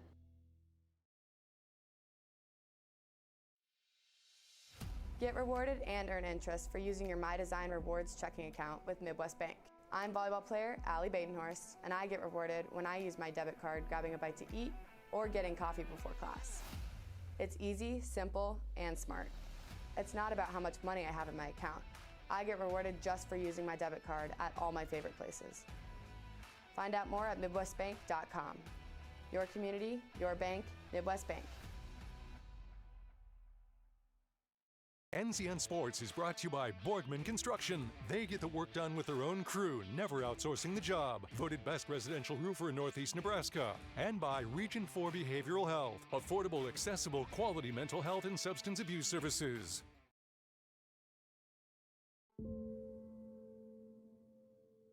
I was given a prescription opioid pain medication that lasted a lot longer than the pain itself. And within only a few months, I was completely addicted. I lost everything. And I started to watch my life slip away. These drugs are addictive. One prescription can be all it takes to lose everything.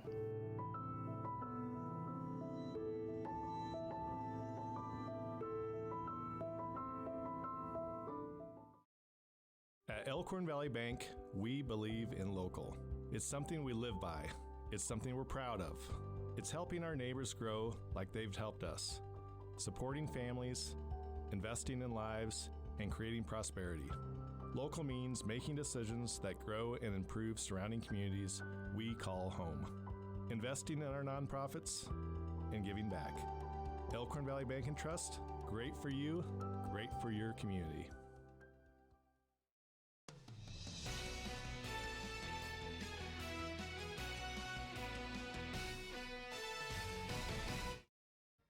And we are back here in Wayne, Nebraska, as the Wildcats here on Bob Cunningham Field are up 21-10 over the Southwest Minnesota State Mustangs. The Wildcats relying on a couple big plays here in this first half as they jump out to that 21-10 lead here over the Mustangs. Two NSIC teams. They've both gone back and forth the past few years. Wildcats, nice first half. A couple moments there, maybe it got a little shaky, but the Wildcats going to half up 21-10.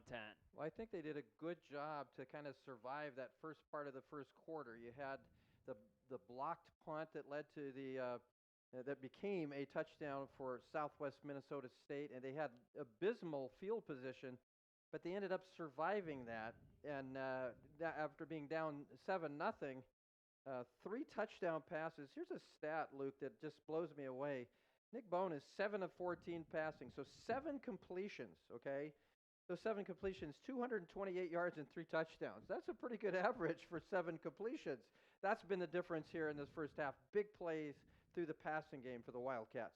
And as Lou said, we will take a look at some of those highlights here from the first half. Marcus Martin dropping back to pass, unfortunately gets that one tipped at the line, and that one was picked off. Alex Shaw coming up with a big interception, ending that drive for the Mustangs.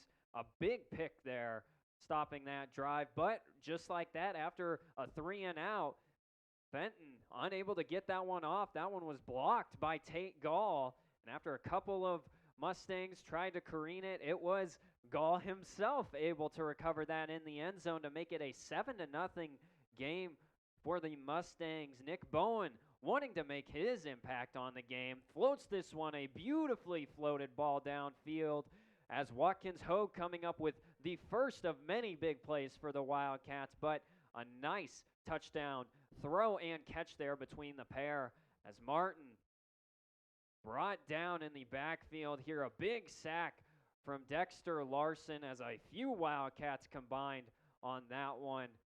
This end around by Eric Lira was able to break a tackle before he is dropped in the backfield. That was Tanner Cooper initially getting that. Again, the Wildcats dealing with those face masks and horse collars tonight. But here we go. Nick Bowen, Jaden Johnson, absolutely wide open downfield. A 74-yard touchdown. Jaden Johnson has touched the ball once, and it was that 74-yard touchdown reception that made it a 14-7 game. Martin, again, dropping back to pass. He's flushed out of the pocket, and watch this. Probably the most athletic play I've seen. No gloves either. Yeah. That's how you know it means something. Dexter Larson, a big interception there. Yeah, they got to put Dexter at receiver after that one, don't you? As again, you might have to, honestly. Nick Bowen finding Ashton Schmaderer, an RPO, going the distance for the Wildcats. 21-7 was the scoreline at the time, as Dicker was able to add on a field goal right at the end of the game after a big gain between Martin and Lira to make it a 21-10 game here at half. The Wildcats, again, relying on those big plays so far today. Again, like he said, 7-14 is crazy to me. Nick Bowen is having an interesting game, to say the least. His timing didn't seem to be right at the beginning of the first half, and then as the game kind of went on, he was able to find those deep targets downfield. Yeah, it just started to click, and you got to give the receivers for Wayne State a ton of credit because they were open, and Schmaderer had an underneath route and ran past the defense, and the other two touchdowns with Watkins Hogue and with Jaden Johnson, they just blew past the defense. They got behind the defense, and credit Nick Bowen. Nick Bowen's a fantastic quarterback. He does so many things well, and he did a great job delivering those deep passes right on the money for those big touchdowns. And again, difference in the ball game, the big plays for Wayne State. We talked a lot about Southwest Minnesota State wanting to control the time of possession. Well, how about this? 22 minutes and 22 seconds of time of possession for the Mustangs. Only 7:34 for Wayne State. If you're going to control the time of possession, you want to put points on the board. They were not able to do that. Wayne, again, with the quick strikes, you'll take that. You'll take that deficit in the time of possession if you're able to make those big plays. And again, that's been a huge difference for the Wildcats here in this first half. The Mustangs have experience. They've had to come behind from a victory once before this season of their two games. Obviously, a loss last week, 34-14 to Bemidji State. They were down by 17 points in the first half against Minot State. They were able to come back and win that ball game 28-23. So it's not like the Mustangs are out of this game whatsoever. Right. They can, as they've shown previously, they can play their way back into a ball game. Oh, absolutely. They've done some good things. You look statistically, we already mentioned the time of possession, but they've been really good on third down, 6 of 11. That's pretty good. That's over 50%. Wayne State only 1 of 4. They haven't had that many opportunities for third downs. But if you can, able to convert those third downs. The other thing that I really I like if you're Southwest Minnesota State is Donald Austin running the football. He's got 93 yards at halftime. You're looking at close to 190 yards if you duplicate that. He's got 20 carries, so he's been the workhorse. Who else is going to step up and make plays? And the downside for Southwest Minnesota State offensively is those 2 interceptions. Those were big also. And, you can control the ball all you want. You don't put points on the board. It doesn't matter. Southwest Minnesota State coming out here in the third quarter, you've got plenty of time if you can get those methodical drives and end in points and try to eliminate those big plays for Wayne State. For Wayne State, I think it's really about getting out of your own way. Some penalties that hurt them in that first half. Play a more clean game, and then I think if you're Wayne State also, you're going to want to try to run the ball just a little bit better than you did there in that first half. They haven't needed a lot of rushing yards with those pass plays, but I think you're going to want to kind of be a little bit more multidimensional here in the second half to try to put a good Mustangs team away. 7 rushes for just 44 yards in this first half for the Wildcats. it's been the passing game, 228 yards passing, which has spelled this early lead here at the end of the first half. 21-10, the Wildcats lead the Mustangs. We will take a short break, and when we come back, more halftime show here on News Channel Nebraska. At Faith Regional Physician Services OBGYN, listening to you to create an individualized healthcare plan that fits your needs and preferences is our top priority. Whether you need an annual checkup, specialized gynecology care, or pregnancy management, we partner with you to provide expert care using advanced practices, technology, and techniques. Faith Regional Physician Services OBGYN. Care on your terms is the Faith difference. Does your business need quick, competitive financing for heavy machinery, trucks, or other equipment? Currency is here to help. Whether you're financing construction equipment, farm equipment, trucks, trailers, or any other big-ticket item, Currency will automatically find the best rates. Currency facilitates loans for up to $500,000 with repayment terms up to 72 months. It's fast, easy, and free to use. Visit GoCurrency.com and apply today.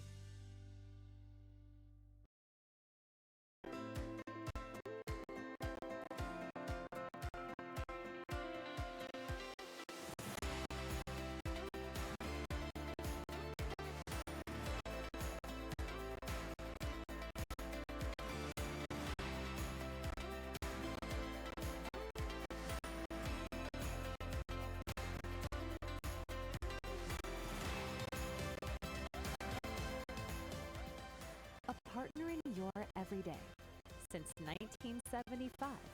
Woodhouse. Storefronts, pop-up shops, food trucks, and digital retail. The way we do business is ever-changing, and so are we. Madison County Bank's business lending team is constantly evolving to support and provide new information to our business and commercial customers. We understand that your business is truly unique. We are ready to find the business banking services that fit your needs best. Madison County Bank, here to help you grow. So this yellow jacket, it basically symbolizes that it's showtime. The Yellow Jackets are a throwback to Monday Night Football. The 1970s, Keith Jackson, Howard Cosell. That was the big broadcast in the country. Now we're the big broadcast in Nebraska. When News Channel Nebraska is covering a game, we want you to know that we take it seriously. We want to dress sharp. We have pride in what we do. And we're going to wear those yellow jackets to show people that we're a little old school, but we're also the important broadcast of the night. NCN Sports is sponsored by Currency. Visit GoCurrency.com for details. And by Borgman Construction, voted best residential roofer in Northeast Nebraska.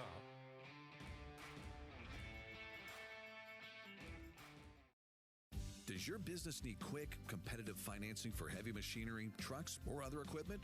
Currency is here to help.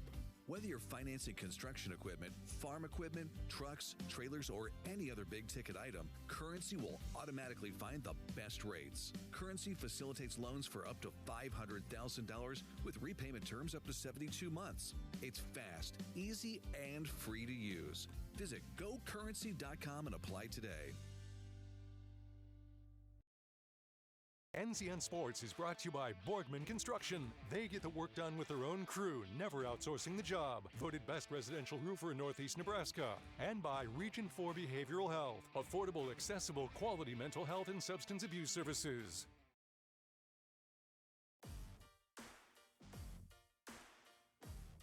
Ask yourself, will your college define your future? Strengthen your confidence?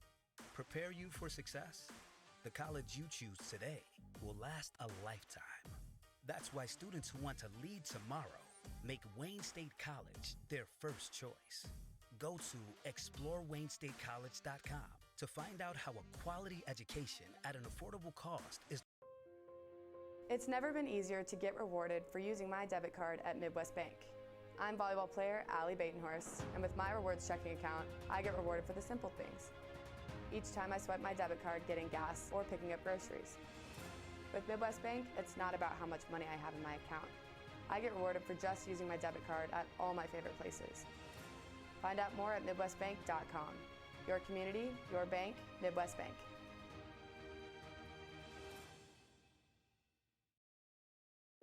Heart and Vascular team at Faith Regional Cardiovascular Institute has spent the last 22 years focused on providing the highest level of heart care possible. With over 24,000 patients seen in the last 2 years alone, we know cardiac care by heart. Today, we offer the most advanced practices and technology to patients in 11 local communities, ensuring easier access to cardiology services. With specialists focusing on heart failure, vascular diseases, thoracic surgery, abnormal heart rhythms, and general cardiology, you can count on our heart experts to collaborate to provide you with the best care possible. Faith Regional Cardiovascular Institute, keeping a pulse on the hearts of Nebraska for over 2 decades, is the faith difference.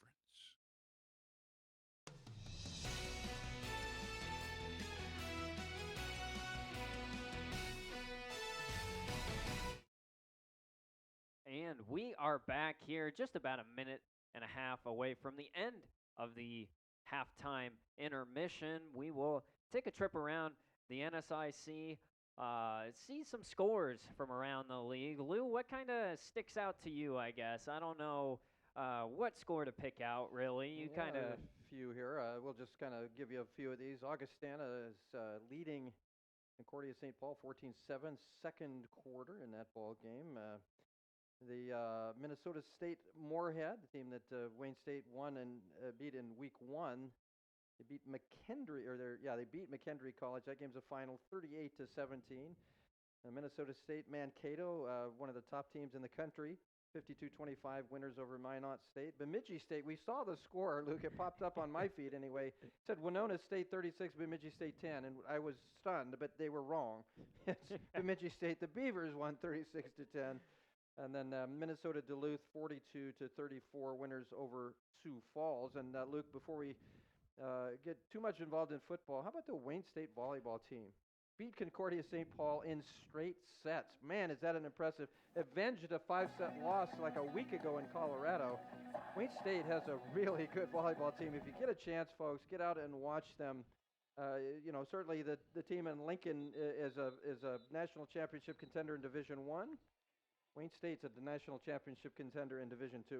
Oh, yeah. I mean, it's amazing to see what Coach Kneifel has done with the program. I know he's been there for years now. I got a chance to talk with him for an interview, and he's such just a likable guy. Yeah, absolutely. Very, very calm when he needs to be. He can dial it up a little bit, but it's amazing to see what that team did on last night after a 5-set loss where Coach said that the team maybe could have played better. It was just amazing to see that. I went to check the score because I was late at work, and I was like, what? They're probably still playing. Let me watch some of it. It was done. Yeah. It's 3 straight sets against the number 1 team in the country. Yeah. As we will be covering one of the Wildcats volleyball games next week on Tuesday, as they'll take on Chadron State. But we'll wait for that volleyball game on Tuesday. We'll move to football now, as this one taken into the back of the end zone. Jaden Johnson's going to return this one. It looked like he maybe didn't want to return it and then decided after a high step to return it. Don't know if that was necessarily on the cards there for Masters, but Wildcats, again, while they do lead the game 21-10, they definitely aren't leading the field position battle whatsoever. That has been a problem tonight. They've been able to overcome that, but it has been a problem. Wayne State has been starting inside their own 20-yard line pretty much every single time they get the football. The first offensive possession of this second half for the Wildcats. It'll be Bone handing it off to Latravius Boyd. Maybe we'll see more use of the running game. Again, only a total of 7 carries in that first half. 2 from Bone, 1 from Boyd, now as a second. And then Forgy with 4 in that first half. Yeah, I think, as I mentioned, I think that's going to be an area that Wayne State will try to improve in the second half is just being able to control the ball a little bit on the ground. I believe that this team is better when they're able to be more multidimensional. As Bone rushed here. Another long ball. Tripped up was Trevor Marshall. As, again, they were going to do it again. That's how you defend that, I guess. You just knock the guy down, right? I mean, yeah, and at some points, that's actually probably a better idea because the last thing you want to do is give up a touchdown. It looked like Marshall, and I believe that was for the Mustangs' Meshack. Looked like their feet kind of got tangled up. We await the call here. It looks like this sideline official is sending the call to the head official. Defense, number 20. And that is the call. 15-yard penalty, that will give the Wildcats an automatic first down. And that was a pretty easy call there. He absolutely knocked him down. Now, back in my day, I just used to untie their shoes. That's what would work for me. I would love to have seen that. I want to see one of these players do that one of these games. As Watkins Hogue will motion into the backfield. Looked like a triple option there. Did he ever go down? I don't know if one of his knees went down there, as he was kind of nearly flipped on that tackle by Jordan Ellis. Like the call there by the Mustangs, by Wayne State rather, trying to use that misdirection, but the Mustangs defensively played it very well. Easy for me to say. Great job there. And does his knee come down? There. Yeah, okay. yeah, right there. You never know. Auburn, Oregon lives in my memory forever. And I thought we might see a similar play. As Bone airs this one out to Boyd. Boyd stiff arms his man, makes another one nearly miss, as he'll get back to the original line of scrimmage before he was brought down on the play. Josiah Hedenston coming up with that tackle. They're attacking the flats here. Yeah, Hedenston coming up here, number 22. Nice tackle around the ankles. That play after Boyd juked the first guy looked like he might get a pretty good gain, but Hedenston made sure that didn't happen. You always want to limit those yards after catch. The yak, as I like to call them. As Bone, empty backfield here. Just dangle blocking. This one aired up. A comeback route by Watkins Hogue. And there he goes. He makes a couple men miss all the way down before he's shoved out of bounds at the 35-yard line by Hunter Bohannon. Watkins Hogue playing a pretty decent game tonight, to say the least. What a ball game. I believe that's 5 catches. He's over 100 yards now. He had that one touchdown. He's been the go-to guy for Wayne State tonight. Good job getting away from that first tackle and getting another big chunk gain for the Wayne State Wildcats. He was actually able to get Meshack to collide with one of the other secondary members and able to break out, get the ball at the 35-yard line. Bone airing it out again, underthrew him, but it was definitely catchable by Avante Savage. As it gets dark out here, I kind of want to see that one again just to see where it went. It looked like it was underthrown a little bit by Bone to Savage on that one. It looked like it might have been maybe a little behind him. Behind him, too. We'll wait the Madison County Bank replay here to help you grow. Bone airing this one out. It just kind of maybe a little bit too high for Savage to get that one. Wildcats this time just decide to run the ball. Couple yards, Dawson Forgey. Well, if you're Wayne State here, now you're kind of where Southwest Minnesota State was. You're in a position, except that you have the lead. You're in that scoring territory. You'd like to come away with points here and try to extend this lead. This is Nick Bone back there tonight again at that half. He was 7 of 14. Hasn't thrown an interception yet tonight. He'll fake the handoff to Watkins Hogue. Run forward on third down. He picks up a big third down here all the way to the 23-yard line. Wildcats try to go big for the first couple plays. Now, maybe just trying to run the ball a little bit. That's where he's really effective, is in those short yardage plays as far as a runner. And that's only, by my calculation, 3 carries. I think that's good for Wayne State. You want to use him when you can use him. You don't want to use him simply when you have to use him. Little screen pass here. Watkins Hogue gets stood up after getting the first down, but again, they've done that screen a couple times tonight, and except for, I believe it was the first play of the game for the Wildcats offense, they've been able to utilize these screens well, and I think it's the blocking by the receivers on the outside. That's exactly it, Luke. Excellent blocking on those screens. The screens don't work unless those guys out in front are blocking the defenders, and they've done a great job here in this ball game doing just that. Ashton Schmaderer and Trevor Marshall, a couple of the wide receivers blocking out there. Bone has Savage in the slot.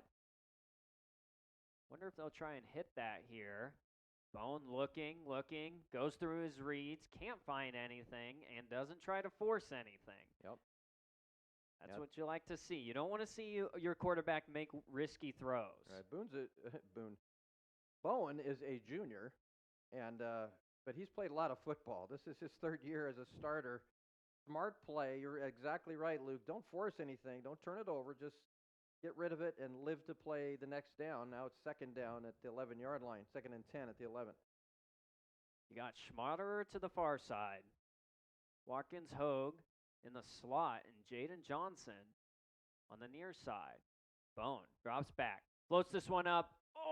Nearly into the hands of Jaden Johnson. Extended the one hand, trying to put that one down. It was kind of a weird throw for Bone. He was stepping up in the pocket and kind of had to adjust. He had some ground in front of him here. He certainly could have run, but he had Johnson wide open. Bone's not going to miss many of those. That one just a little bit high for Johnson. Otherwise, that's a touchdown. Now, 3rd and 10. You don't want to get terribly conservative here, but you don't want to turn it over either. You've got kind of points in your back pocket with an 11-point lead. You don't want to come away from a red zone trip without points. Can still get a first down here if they get to the one. Bone, don't know if it was designed quarterback keeper, but he jukes his man into the end zone, and Bone fired up in the end zone as he was talking there to Josiah Hedenston. Fireworks go off here. Nick Bone, rushing touchdown to add to his 3 passing. It's the same sort of play, just the quarterback keeper up the middle, and Bone's not just your typical quarterback. There must be some talking going on out there because Bone let Hedenston know about it, but what a weapon he is at quarterback, Nick Bone. Boston Hensley on to tack on the extra point. That one is up, and that one is good. The Wildcats, 10:02 left to go here in this third quarter as they jump out to an 18-point lead, 28-10 over the Southwest Minnesota State Mustangs here on News Channel Nebraska. So this yellow jacket, it basically symbolizes that it's showtime.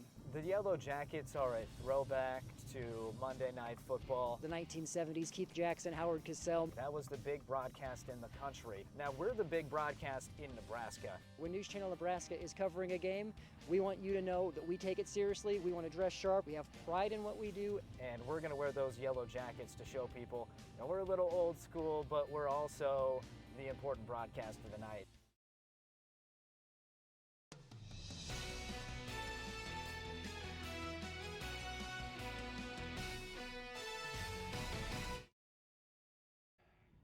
Wayne State Wildcats, courtesy of Nick Bone, are able to celebrate a little bit on the sideline. 28-10 lead here over the Mustangs rather, as they, with 10:02 left to go here in the third quarter, they were able to slow it down a little bit on that drive before Bone punched in an 11-yard touchdown run.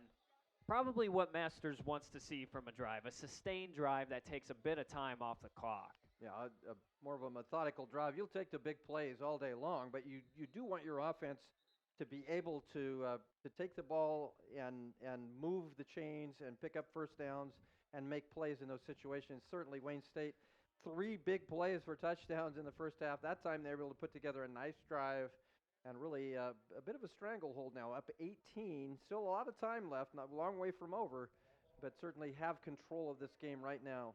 This could be the tipping point here. If the Mustangs aren't able to put a drive in, you would almost say they have to score a touchdown, as Austin will take this carry. He'll go forward. That ball's out, and that one is down on the ground, recovered by the Wildcats. As just like that, the turnovers now starting to pile up for the Mustangs. Fumble on the play, and the Wildcats finally will start on the Mustang side of the field as Austin goes forward, trying to see who forces the fumble. It just gets ripped out. Yeah.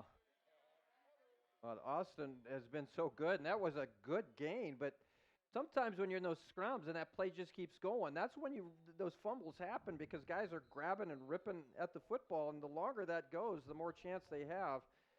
Boy, now a chance maybe for a knockout blow. Still early in the third quarter, but boy, if you go up 35-10 or even 31-10, makes it very difficult for Southwest Minnesota State to get back in this thing. Dexter Larson, a pick tonight and a forced fumble as Bone steps up into the pocket and is able to get a couple yards on the quarterback keeper. It was, as I said, Dexter Larson forcing that fumble, and Tate Heinrichs recovering that one for the Wildcats. Well, Dexter Larson has been good tonight, has he not? He's got an interception, forced a fumble. Yeah, he got a sack as well, as our director Connor just told us that. And yeah, that's exactly right. He has been a force defensively. What in the that was an interesting play there. I would love to get a replay of that if possible. Nick Bone, he kind of just it looked like an RPO, and he just kind of lofted that one up to Watkins Hogue, and no one was really there. I don't know if that was designed. As you see, he fakes the handoff to Forgy. Yeah, he just kind of lofted it up, nearly a dangerous throw, as that one was almost tipped up. That's always the worst type by Ellis. Bone, play action. Senses the trouble, floats this one out to Forgy. Forgy's able to make a man miss, and he gets the first down. A big third down conversion there, as it just seems like the Wildcats can't do too much wrong now. Yeah, they've been making play after play. That time it's Forgy. Gets around the first attempt at tackling here. Now we don't see it. They've got a penalty or a injured young man. Forgy, he gets up. That's a good sign for Wayne State. But anyway, a good run by Forgy to pick up that first down. And the Wildcats, 1st and 10. They move the ball to the Mustangs' 22-yard line. They have a 28-10 lead. As I said earlier, the Wildcats have a chance to really kind of snuff this game out. I know earlier in the season during that Moorhead game, Moorhead was able to almost tie the game up near the end of the game. But the Wildcats probably wanting to end this as quick as possible, as Trevor Marshall somehow, after not only being draped by the Mustangs cornerback Jelani Jefferson, takes a nasty hit, holds on to that one for the first down. These receivers have played well tonight, have they not? That's a heck of a catch in traffic. Marshall gets posterized there a little bit, but makes the catch. That's a tough receiver. That's what you want there, is guys that can go across the middle, take a licking, and continue to catch that football. A lot of the wide receivers getting their names called tonight. Nick Bone, quarterback keeper. He is stopped in the backfield there. He is brought down on the play by the Mustangs. Nice tackle on the play.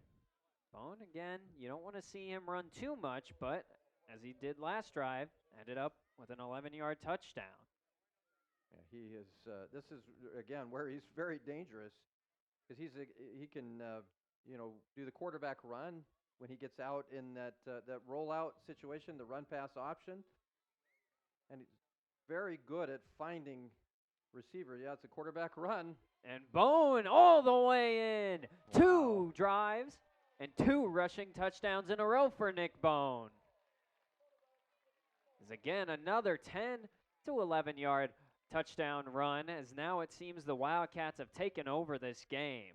His ability to do what you just saw there, that quarterback keeper in this third quarter, that has been unstoppable. And that's just such a weapon that makes this defense work so much harder to try to account for Nick Bone. Boston Hensley on to tack on the extra point to make it a 25-point game.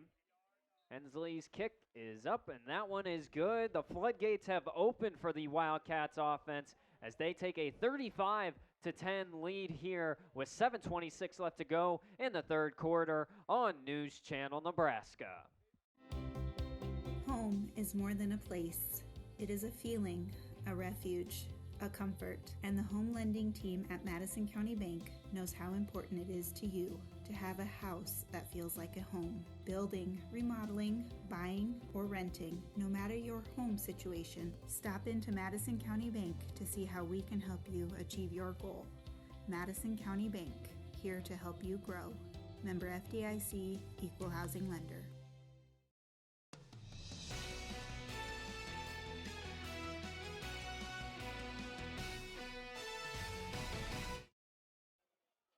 Family Day is going well here for all those in attendance for the Wildcats as they find themselves up 35-10 here against the Southwest Minnesota State Mustangs. A decent crowd here tonight. That's 2 weeks now for the Wildcats for the home games where we've seen a nice crowd. Yeah. And again, the student section, maybe some of them filtered out, but they're still down there as well. Gotta love that student section. As this one will be returned at about the 14, 15-yard line, taken up all the way to the 22-yard line. And the Mustangs will set up shop here. Now, we've been talking a lot about the Wildcats on offense, a big fumble forced by Larson last drive. What do the Mustangs have to do offensively right now? You quickly found yourself in a 25-point hole. What you wanted to do in this third quarter was to be able to contain that time of possession and put points on the board. That hasn't happened. Now you're down 25. Now you come out of your comfort zone. You're going to have to make some big plays here and try to get back in this ball game. Martin floats this one up, and then it's intercepted once again, taking it nearly for the touchdown there. A huge interception by Sam Rowless, the sophomore from Council Bluffs, Iowa. And again, it's just the flip side. 2 drives and 2 touchdowns for Nick Bone. The next, on the other side, the Mustangs, 2 drives, both end in turnovers. Yeah, that's the turnovers are killing Southwest Minnesota State right now. And if the last score wasn't a knockout blow, this one probably would be. We just mentioned, you come out of your comfort zone if you're Southwest Minnesota State. They like to run the football and control that clock. It's not going to happen now. You're down 25 and perhaps more. Wayne State knocking on the door after that interception by Rallis. That makes it now 3 picks tonight for the Mustangs. Forgy all the way to the 5-yard line. I believe that is, for the Wildcats, a nice block there by the tight end, Dangle, on the interior part of the line, as that'll bring him to the 5.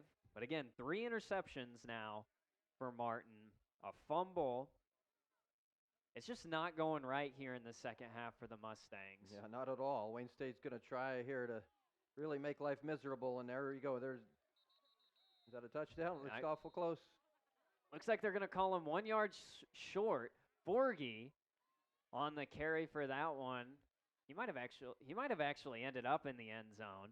Yeah, I think his body did, but that's close. That's very close. That is close. I think 35-10. I understand it's a big gap, but you might want to review that one because it looked like he was able to keep that knee up and use his hand to kind of propel himself in the end zone. If you had instant or the ability to review, I think that would have been a touchdown. But Dawson Forgy will end up plunging his way into the end zone.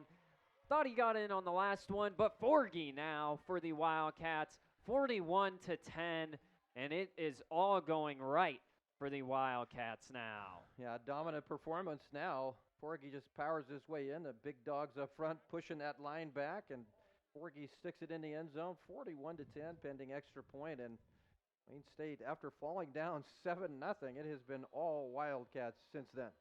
35-3 scoring run as Hensley's extra point up and good.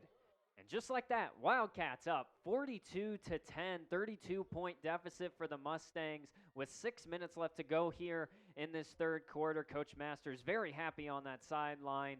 42-10 here on News Channel Nebraska. Some jobs are hard work, long hours, busy days, late nights. But there's something in us that keeps us going when we know what we're doing is making a difference in someone's life. Because it's the hardest jobs that are the most important, and that pride you feel makes it more than worth the effort.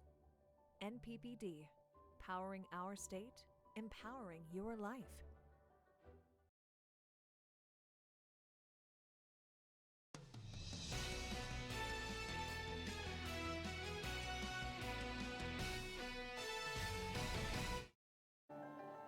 Interception thrown by Marcus Martin leads to the Wildcats scoring courtesy of Dawson Forgy on a 1-yard rushing touchdown, his first touchdown of the night so far, and the Wildcats up 42-10 here. And if they weren't winning the field position battle in that first half, they've definitely gotten the better end of it here in the second half. Yeah, it helps to get those turnovers. And Wayne State's doing exactly what you need to do. You get the turnovers, you turn it into points, you make your opponent pay. And now Southwest Minnesota State in a big hole, down 32. Austin Hensley sends this one. And that's live, isn't it? I believe so. I don't know. That was very close on that. Goodness. That was very close for the Mustangs. That could have been disastrous. As if this second half hasn't already been poor on the Mustangs. Yeah, that ball must have just hit the goal line there because it looked like it died. And then he put his knee down. Let's see it again here. This is one of those horror moments as a returner, Cade Eddington. It takes the first bounce. Eddington realizes it. Oh, there it goes. Yep. Just enough into the end zone to call it a touchback. As Austin, still trying to be that workhorse for the Mustangs here, gets back to the line of scrimmage, makes it 2nd and 10, 5:44 left to go here. Looking at our scoreboard, Faith Regional Physician Services, a sponsor. When hard work hits you hard, have faith. You know, Luke, it's easy to second-guess the officials. These guys have done a good job out here to make the right call more times than not. As Martin will hand this one off to Austin once again. This time he's able to get a handful of yards on the play. 42-10, as I said. Wildcats, again, this is a way you can move to 2-1 on the season. A dominating performance here. We were talking about it. It was a little bit shaky in that first half for the Wildcats. Went down 7-0 after the blocked punt. I don't know what Masters did between that first quarter and that second quarter, but it seems to have just sparked something for these. Yeah, really played well after. But again, part of that in that first quarter was field position. It really limited what they could do offensively. Pass, this one floated out to the far side. Again, Austin able to get the big first down conversion. The Mustangs still searching for that first score of the second half. Well, your hat has to come off for this Wayne State defense. They have not given up a touchdown. Just the field goals so far. The touchdown came on the blocked punt of special teams. The Wildcats, again, no touchdowns allowed here through almost 3 quarters. They've played very, very well. Yeah, you're talking about the defense a little bit as Martin dropping back, floats this one out. Clobbered there was the receiver. That was a nice tackle there for the Wildcats. But again, you're talking Tate Heinrichs, who's having a heck of a game tonight so far for the Wildcats. As 9 tackles so far, leads the team for the Wildcats. As again, hands this one off and pretty much going nowhere. on that carry was Trey Taylor. Now Austin getting a little bit of a break now for the Mustangs. Boy, if you're Minnesota or Southwest Minnesota State here, don't want to give the football back. You'd really like to just put together a drive here, even if you're not going to win a game. You want to do something offensively. But 3rd and 8, kind of out of their wheelhouse. It certainly has been here tonight. Martin dropping back to pass, gets great protection. Timing was just off as Osman was unable to come back and find that one.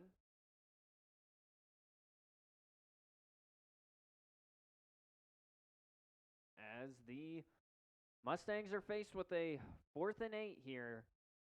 It looks like the Mustangs offense will head off the field, and the punter, Mason Carver, will now go on. It looks like the Wildcats might come after this one, might try to get the Mustangs back for that block earlier in the game. Yeah, they're bringing pressure. Nearly getting to that one. Carver able to get it off. Bird at the 20-yard line will fair catch that one, and that will give the Wildcats the ball. Probably their worst field position here in the second half on the 20-yard line. Well, and of course, United Healthcare, brought to you by United Healthcare, where small towns matter. And I think that's something that I always like to see. You see the kids come from those big schools. A kid like Jackson Johnson, from Bancroft, Nebraska, rush in for the Wildcats, and him as well as his other defensive players have done a fantastic job tonight for the Wildcats. And again, I really want to point out Tate Heinrichs, the sophomore from Omaha, Nebraska, leading the team in tackles tonight. You lose a linebacker like Alex Kowalczyk. Yeah. And you really need to see those players step up. And if this is any indication for Heinrichs this year, Heinrichs is maybe trying to fill that role. It's a hard role to fill, but he might be setting his name up out there for maybe a good future the rest of the way for the Wildcats. That's the thing with the Wildcats. A lot of good young football players on this team. As Bones throw out in a comeback route to Avante Savage, just a little bit outside there. As you can see, Bone rolling to his left and just out of the outstretched arms. But again, you'd rather him miss towards the sideline than towards the inside part of the field. Now, the only way that the Mustangs get back in this game now would be turnovers. And I think for Wayne State, you're trying to put this game away. Your idea, I think, if you're Wayne State, would be to get into the fourth quarter with a big lead and have some subs get in the game, get some backups, some needed playing time. As after a long time in the pocket, rolls out and finds Trevor Marshall, Nick Bone. Once again, a first down conversion for the Wildcats as they just see that clock just keep ticking down. 1:35 left to go here, 42-10 lead for the Wildcats. Nick Bone is so good when you give him time to find receivers. He'll find them. He's got that great arm. I love the fact that he's number 4. Do you remember Brett Favre? Oh, yeah, of course. He makes me think of Brett Favre. I mean, he doesn't gamble as much as Brett Favre, but he is a playmaker, and he's just that kind of guy. Got a strong arm, good first down run there for Wayne State here. But you go back to Bone. I like his ability with his legs, with his arm, and maybe his best attribute is his eyes, his ability to see the field, and of course his brain to find those receivers. A quality quarterback is Nick Bone. Yep, and the most important muscle, the heart. He plays with a lot of heart out there. And I think, talking about it a little bit, I know Ashton Schmaderer also went to Bennington High School. Bone, as he airs this one out a little bit short. Jaden Johnson draped with a defender, pulls that one down. That's 2 receptions for Johnson tonight, and they've both been for about 40, 50-plus yard gains. Watch Jaden Johnson come back for this one. I don't know that this was a great throw by Bone. He kind of threw across his body, and Johnson come back for it, but what a catch there. Great job by Jaden Johnson. First down, Wayne State. Boy, knocking on the door. Probably not going to, this is going to be the last, that was the last play of the third quarter. Big lead here going into the fourth. And what a way to end that as the Wildcats, as usual, hold up that 1, 2, 3, fourth quarter now. 15 more minutes, 42-10. The Wildcats lead the Southwest Minnesota State Mustangs here on News Channel Nebraska. Does your business need quick, competitive financing for heavy machinery, trucks, or other equipment? Currency is here to help. Whether you're financing construction equipment, farm equipment, trucks, trailers, or any other big-ticket item, Currency will automatically find the best rates. Currency facilitates loans for up to $500,000 with repayment terms up to 72 months. It's fast, easy, and free to use. Visit GoCurrency.com and apply today.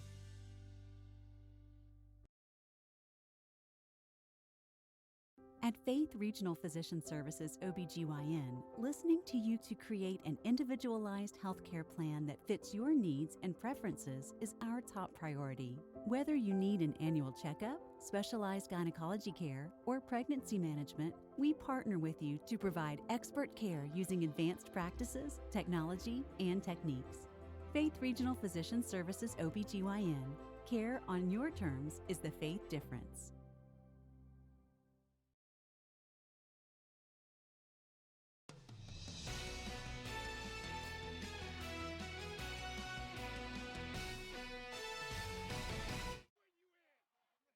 Wildcats inside of the Mustang 5-yard line. Bone hands it off to Forgy, waits a little bit for his blockers, all the way down to the 1-yard line once again. Forgy giving the ball inside in the red zone for the Wildcats, getting the ball once again to the 1-yard line, and we'll see if he's the one to plunge this one into the end zone. Yeah, now Wayne State just going to take their time. Get the call right here. Let that clock run. You got the big lead. No sense in hurrying. Kind of tough to bleed the clock when you're already inside of the opponent's 5-yard line. As Boyd is going to get the handoff here, and he's able to get into the end zone. Latravius Boyd, the first touchdown of the game. After his 68-yard touchdown last week, this one a little bit more just the standard type, just a 1-yard rushing touchdown, but nonetheless makes it a 48-10 game. Only his 5th carry of the ball game, but none bigger. There, 1-yard run there for the touchdown. He doesn't have the big yards, but gets the touchdown in this one. And boy, I think that's icing on the cake here. This Wayne State's going to have a very happy family day here in Wayne, Nebraska. The Wildcats on to tack on the extra point. Boston Hensley puts that one through as the Wildcats will take a 49-10 lead here. 14-19 left to go here in this fourth quarter. We'll take a short break here on News Channel Nebraska. Ask yourself, will your college define your future? Strengthen your confidence? Prepare you for success? The college you choose today will last a lifetime. That's why students who want to lead tomorrow make Wayne State College their first choice. Go to ExploreWayneStateCollege.com to find out how a quality education at an affordable cost is the right choice.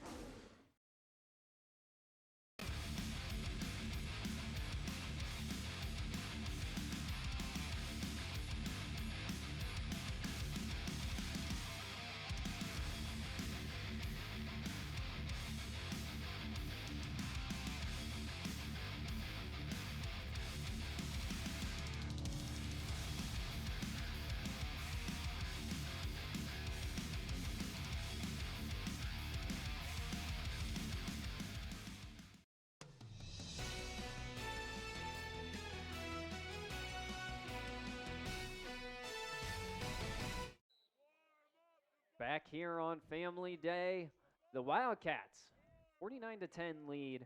They have outscored the Mustangs after going down 7-0, 49-3 ever since that first touchdown for the Wildcats, it's kind of been all of the Wildcats getting involved on the scoring, as Eddington will take that one out and bring it to about the 22-yard line.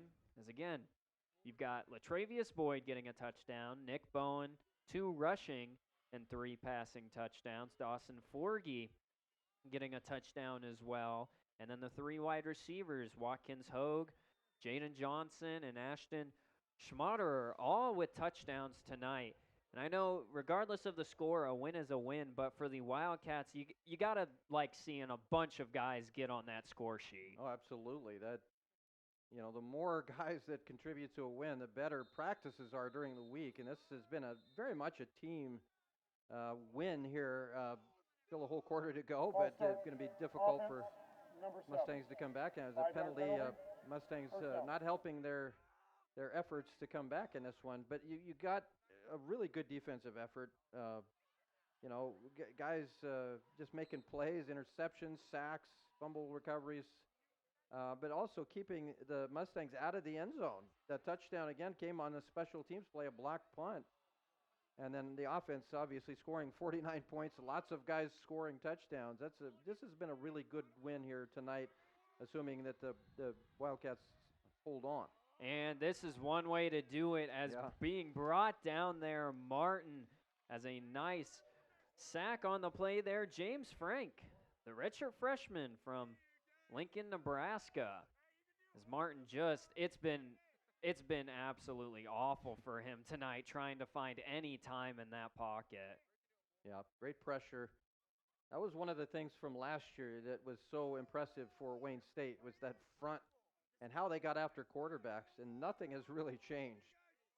No, again, they're returning a lot. You got Rex Becker, a junior, Jackson Johnson, a junior, Luke Sims, a junior. This junior class, it was one of the first classes when I was in college here that was able to play, as again, they caused Martin to step up in the pocket all the way to the 25, 24-yard line before being tripped up. But again, this class, it's just a lot of experiences, and there's a reason. I know last week may have been, obviously first loss of the season, number 9, Minnesota State. You got to keep that in mind, but it's a reason why the Wildcats were picked to finish so high, is just purely because of the experience they have on this roster. Yeah, a lot of experience. Still a young group, though, despite all that experience, a lot of young guys. So you expect this program to be good here for a while.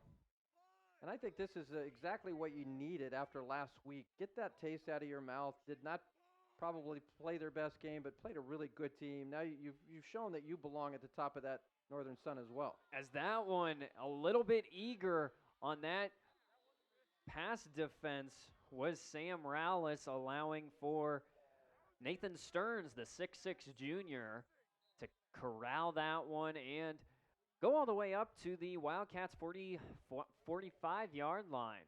Yeah, Rowless tried to pick this one off, and instead it turns into a nice gain there for Southwest Minnesota State. 45-yard line, so correct, at their own 45-yard line. Angle, backfield, again, they like to run this man in motion. Martin is going to hand this one off to, I was about to say Austin, he's had his name called so many times, Trey Taylor, the redshirt freshman from Laverne, Minnesota. Making it a 2nd and 7 here for the Mustangs. 49-10. Again, we check with our scoreboard, sponsored by Currency. Need financing for RVS, ATVs, or other expensive items. Currency is here to help. Visit gocurrency.com today. Of course, RVS meaning RVs. As Martin will hand this one off to Lira. Jet sweep to the outside. He is helped out of bounds there by Isaac Robinson. Yeah, I think this defensive unit, there's a lot of guys that play, and I think they've got good overall team athleticism. I think Coach Scott McLaughlin got to be happy with this unit. And again, they gave up a lot of yards last week against Minnesota State. and including 31 points. But I think this is a really good rebound game, especially for this defensive unit. They have been very dominant in the first 3 quarters here tonight.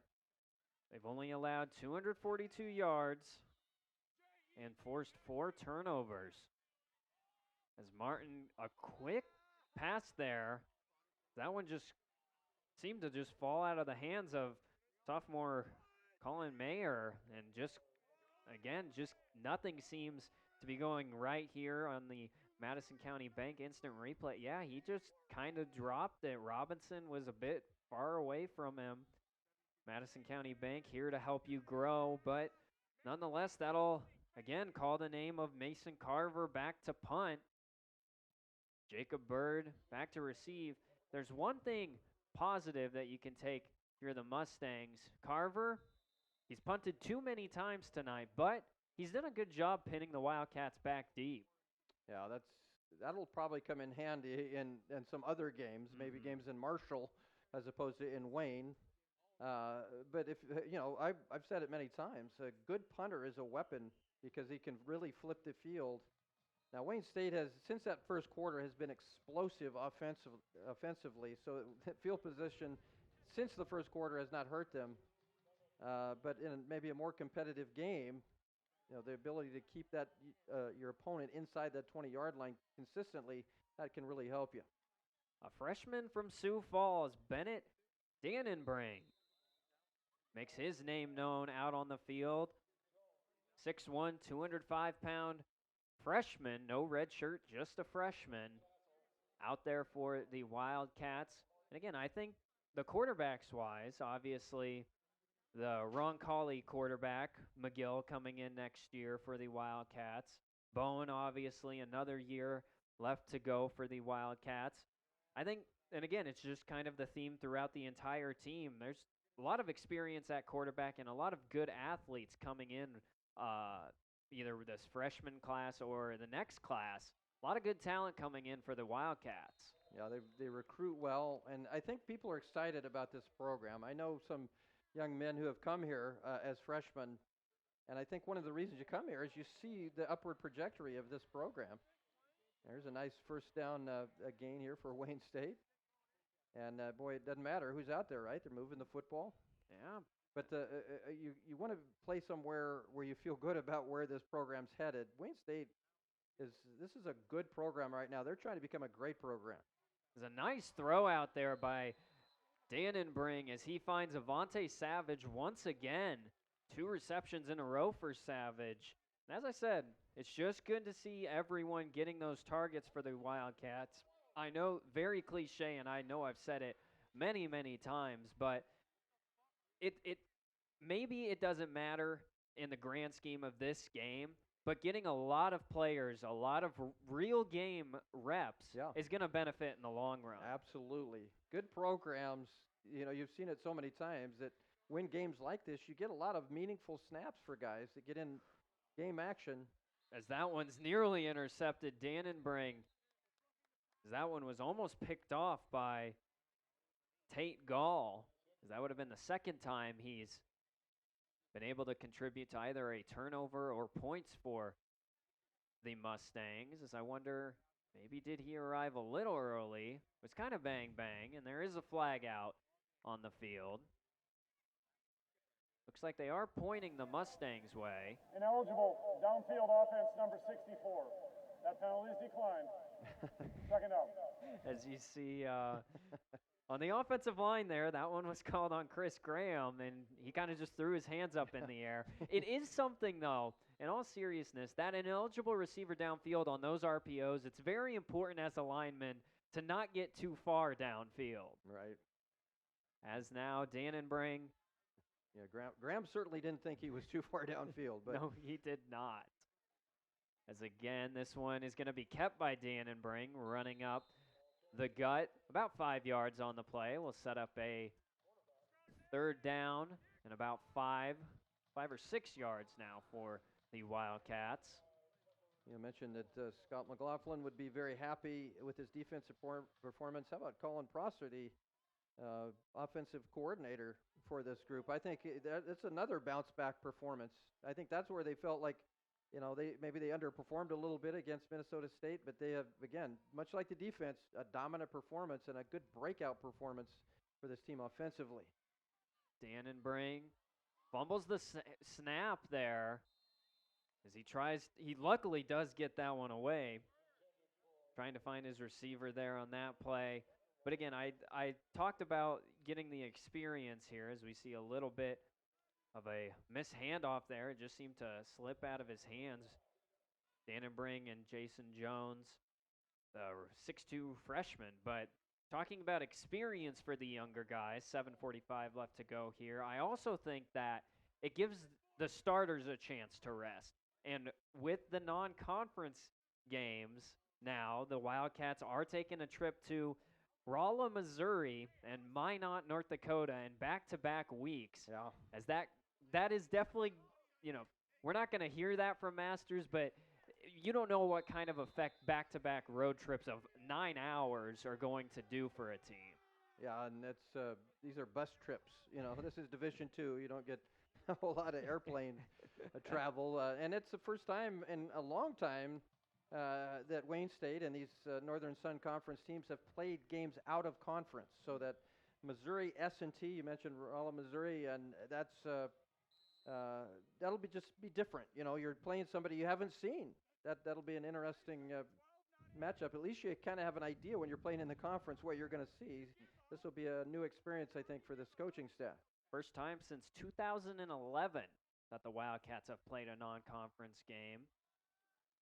New quarterback Tamel Staples into the game for the Mustangs as they're going to try to get some of the younger guys' experience as that one was handed off there.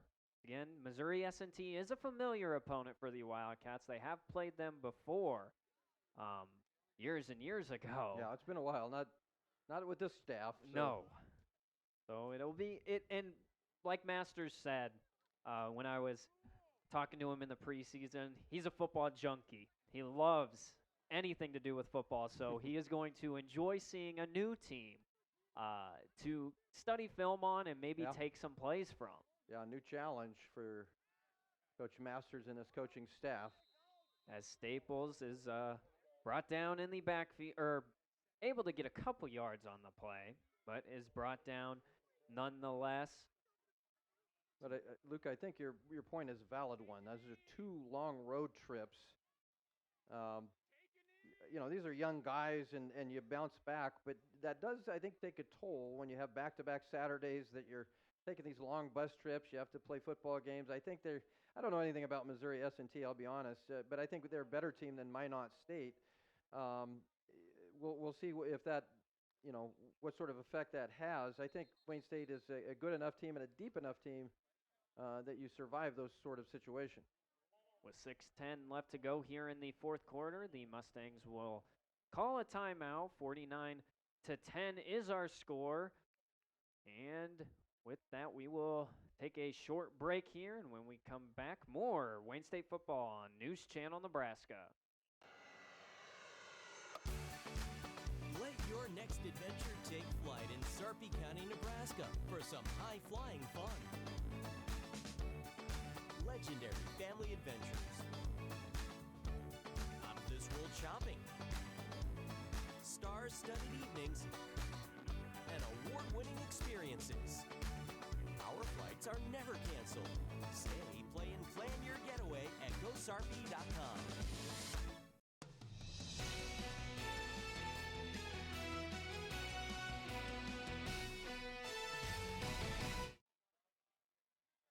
Back here in Wayne, Nebraska, as at Bob Cunningham Field, as Staples will hand this one off as another jet sweep for the Mustangs, able to get a couple yards on the play. That one was a nice carry there from Cade Eddington. Called his name a couple times tonight. 49-10, 5:52 left to go here. I think a confidence-building win for Wayne State. Coming off that loss, we've kind of already mentioned that you need a bounce-back game, and I think this was an emphatic one. Southwest Minnesota State isn't Minnesota State, but this is not a schlep team either. This is a good win, 49-10 with 5:28 and counting here in the fourth quarter. Wayne State obviously going to win this thing, but just a confidence builder for this entire team. As Staples able to elude the pressure, kick this one to the far side of the field. He finds an open man there. That one, once again, Trey Taylor, the running back, seems to have kind of taken over for Donnie Austin. As again, Staples able to elude the rush that's kind of been there all night. The Wildcats' defensive line has seemed to have lived in the backfield. With a win here tonight, Wildcats will move to 2-1 on the season and 2-1 in NSIC play. Again, Bemidji State and Minnesota State top of the conference right now. Again, a handoff here up the gut. That will be Trey Taylor. Again, stay tuned. At the conclusion of the game, we'll have our coaches post-game interview brought to you by Sarpy County Tourism.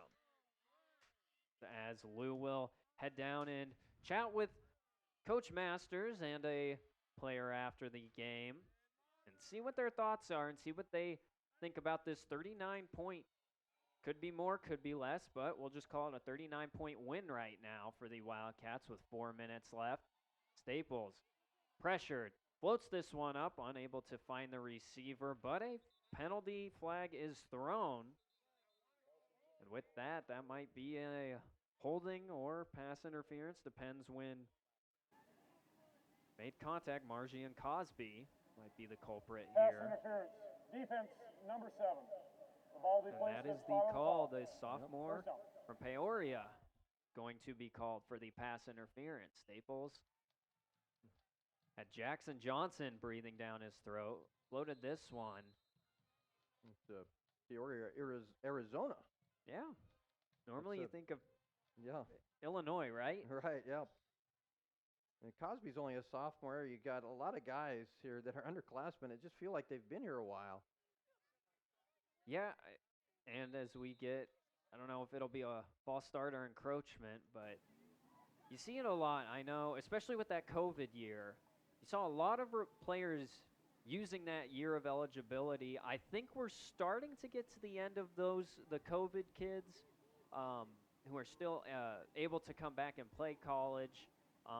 But again, you use that to your advantage as a coach. Make sure that you have the leadership, the experience, and Offside.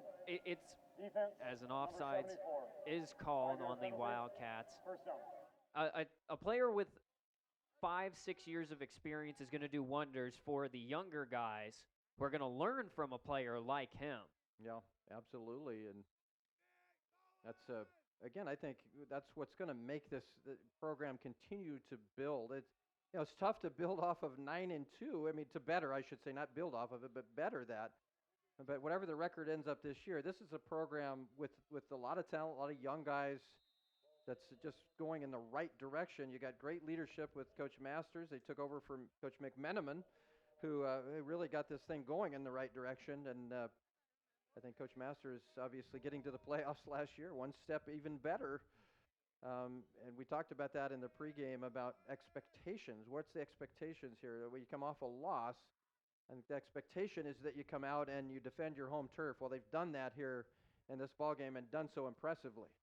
Masters will move to 8-0 at home. He has still not lost a game at Bob Cunningham Field as a coach. Obviously, was a player for the Wildcats from 2006 to 2009 as Staples drops back, floats this one, finds an open receiver. That's Peter Osman. I think one of the important things is he has not had his name called too many times tonight. He's had 7 targets, only 2 receptions, at least at the end of the third quarter.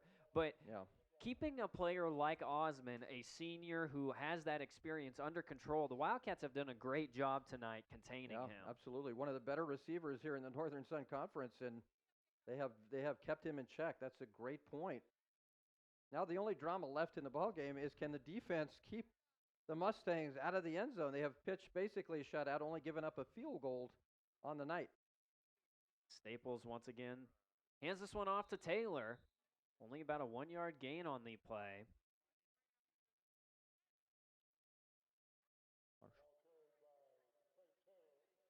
And the Wildcats, as I said, moving to 2-1 on the season. 2 road trips up and ahead for the Wildcats. As I said, Missouri S&T and Minot State. 2 teams up next. Dropping back to pass, Staples, pressured, rolls outside of the pocket, looking, and he is unable. A great pass break up there for the Wildcats. Yeah, that was close.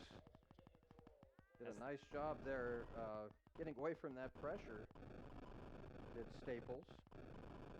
And almost delivered a touchdown pass. Still a minute 55 to go. So Southwest Minnesota State trying to put the ball in the end of the evening. Now that, we talk about those 2 road trips, I think even just as interesting is the 2 home games that follow that, if we want to look ahead. Minnesota Duluth, and a really big one against Bemidji State, ranked 10th in the country right now. Those are both in October. Those will be interesting matchups. As again, the Wildcats on 3rd down here do give up a handful of yards on the play. Eric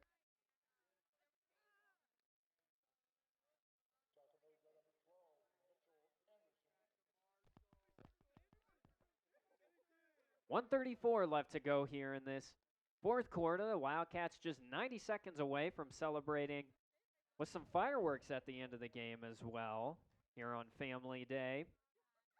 Couple big wins for the Wildcats. The volleyball team, obviously, as we said earlier, #1 team in the country. They were able to take them down on Friday night, and then tonight the Wildcats able to pick up a big win here against Southwest Minnesota State. I think it's looking good for. It's a good athletic school. I mean, not just football and volleyball, although kind of the marquee things here in the fall. I think. We talk a lot about where you go after a season like last year, and the hope is that you can get back in the playoffs, maybe win a game.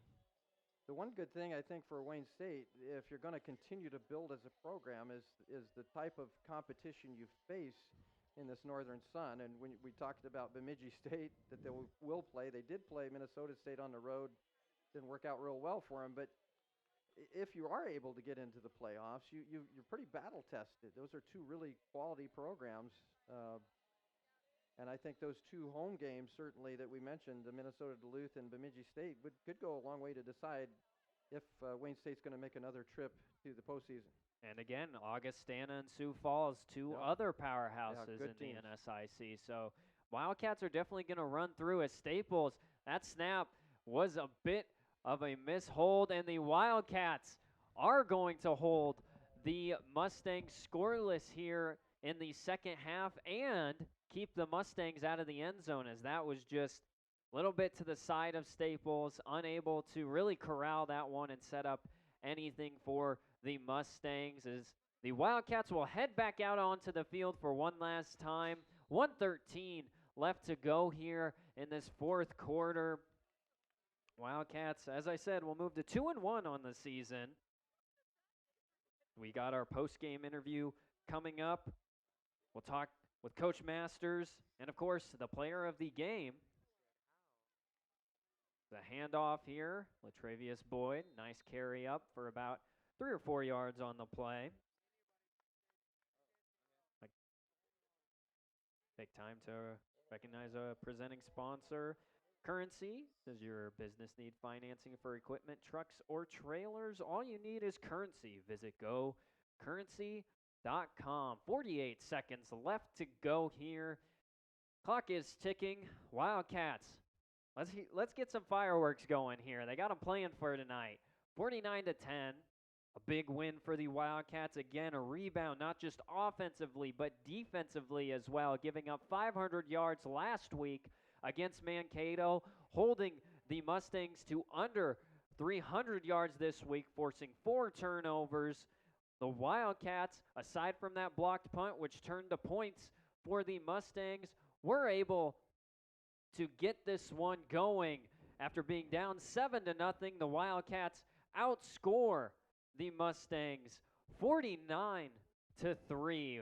But with the last second gone here, we will take a short break, and when we come back, the show here on Channel Nebraska. At Faith Regional Physician Services OBGYN, listening to you to create an individualized healthcare plan that fits your needs and preferences is our top priority. Whether you need an annual checkup, specialized gynecology care, or pregnancy management, we partner with you to provide expert care using advanced practices, technology, and techniques. Faith Regional Physician Services OBGYN. Care on your terms is the Faith difference.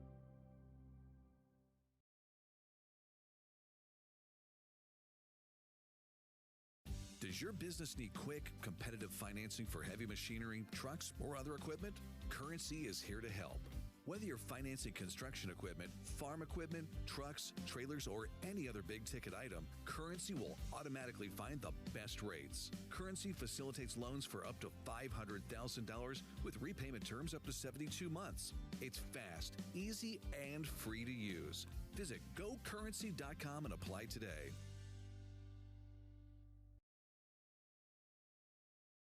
Fall harvest means long hours for you and your equipment. You both need a fuel that can handle the pressure. So use Cenex Ruby Fieldmaster Premium Diesel from Farmer's Pride for more power, better fuel economy, faster starts, and special additives to help reduce downtime. What's more, when you do business with Farmer's Pride, you'll notice a personal touch that goes beyond the expected. Farmer's Pride, in the field, on your farm, in your community.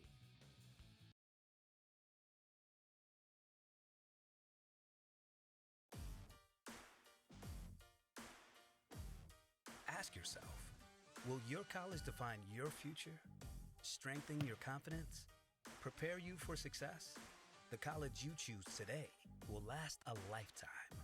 That's why students who want to lead tomorrow make Wayne State College their first choice. Go to explorewaynestate.college.com to find out how a quality education at an affordable cost is the right choice.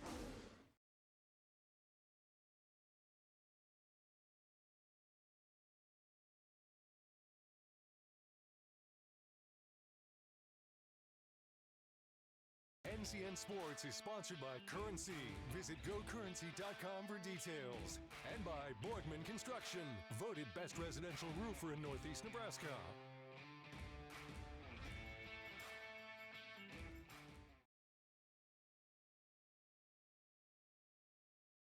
I have seen other chiropractors in the past, but Dr. Kim really is in tune with your body and your individual needs. I have a really physically demanding job. She keeps my body going. Being in the military, it's very hard on the body, so I see her quite often after drill weekends. I believe that the body is a machine, and the best way to heal it is being in alignment and letting the body do the work. There's no age too young or too old to see Dr. Kim.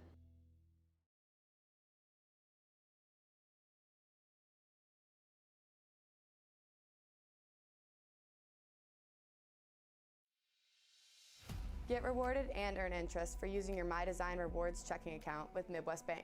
I'm volleyball player Allie Badenhorst, and I get rewarded when I use my debit card grabbing a bite to eat or getting coffee before class. It's easy, simple, and smart. It's not about how much money I have in my account. I get rewarded just for using my debit card at all my favorite places. Find out more at MidwestBank.com. Your community, your bank, Midwest Bank. NCN Sports is brought to you by Borgman Construction. They get the work done with their own crew, never outsourcing the job. Voted best residential roofer in Northeast Nebraska. And by Region 4 Behavioral Health. Affordable, accessible, quality mental health and substance abuse services. I was given a prescription opioid pain medication that lasted a lot longer than the pain itself. And within only a few months, I was completely addicted. I lost everything. And I started to watch my life slip away. These drugs are addictive. One prescription can be all it takes to lose everything.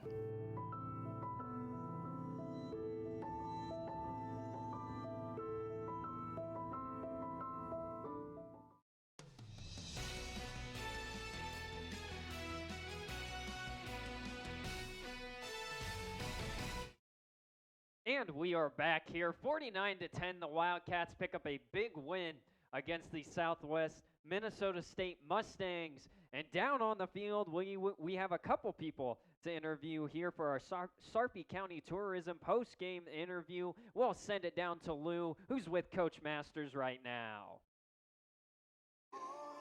All right, thanks a lot, Luke. Well, the Wayne State Wildcats get an emphatic win here on Family Day. The Family Day festivities, Coach. This is Logan Masters, by the way, head coach of the Wildcats. That was quite an impressive fireworks display we just saw. Yeah, I'm glad we had a few fireworks in the game, and then afterwards to top it off with that show. That was pretty impressive.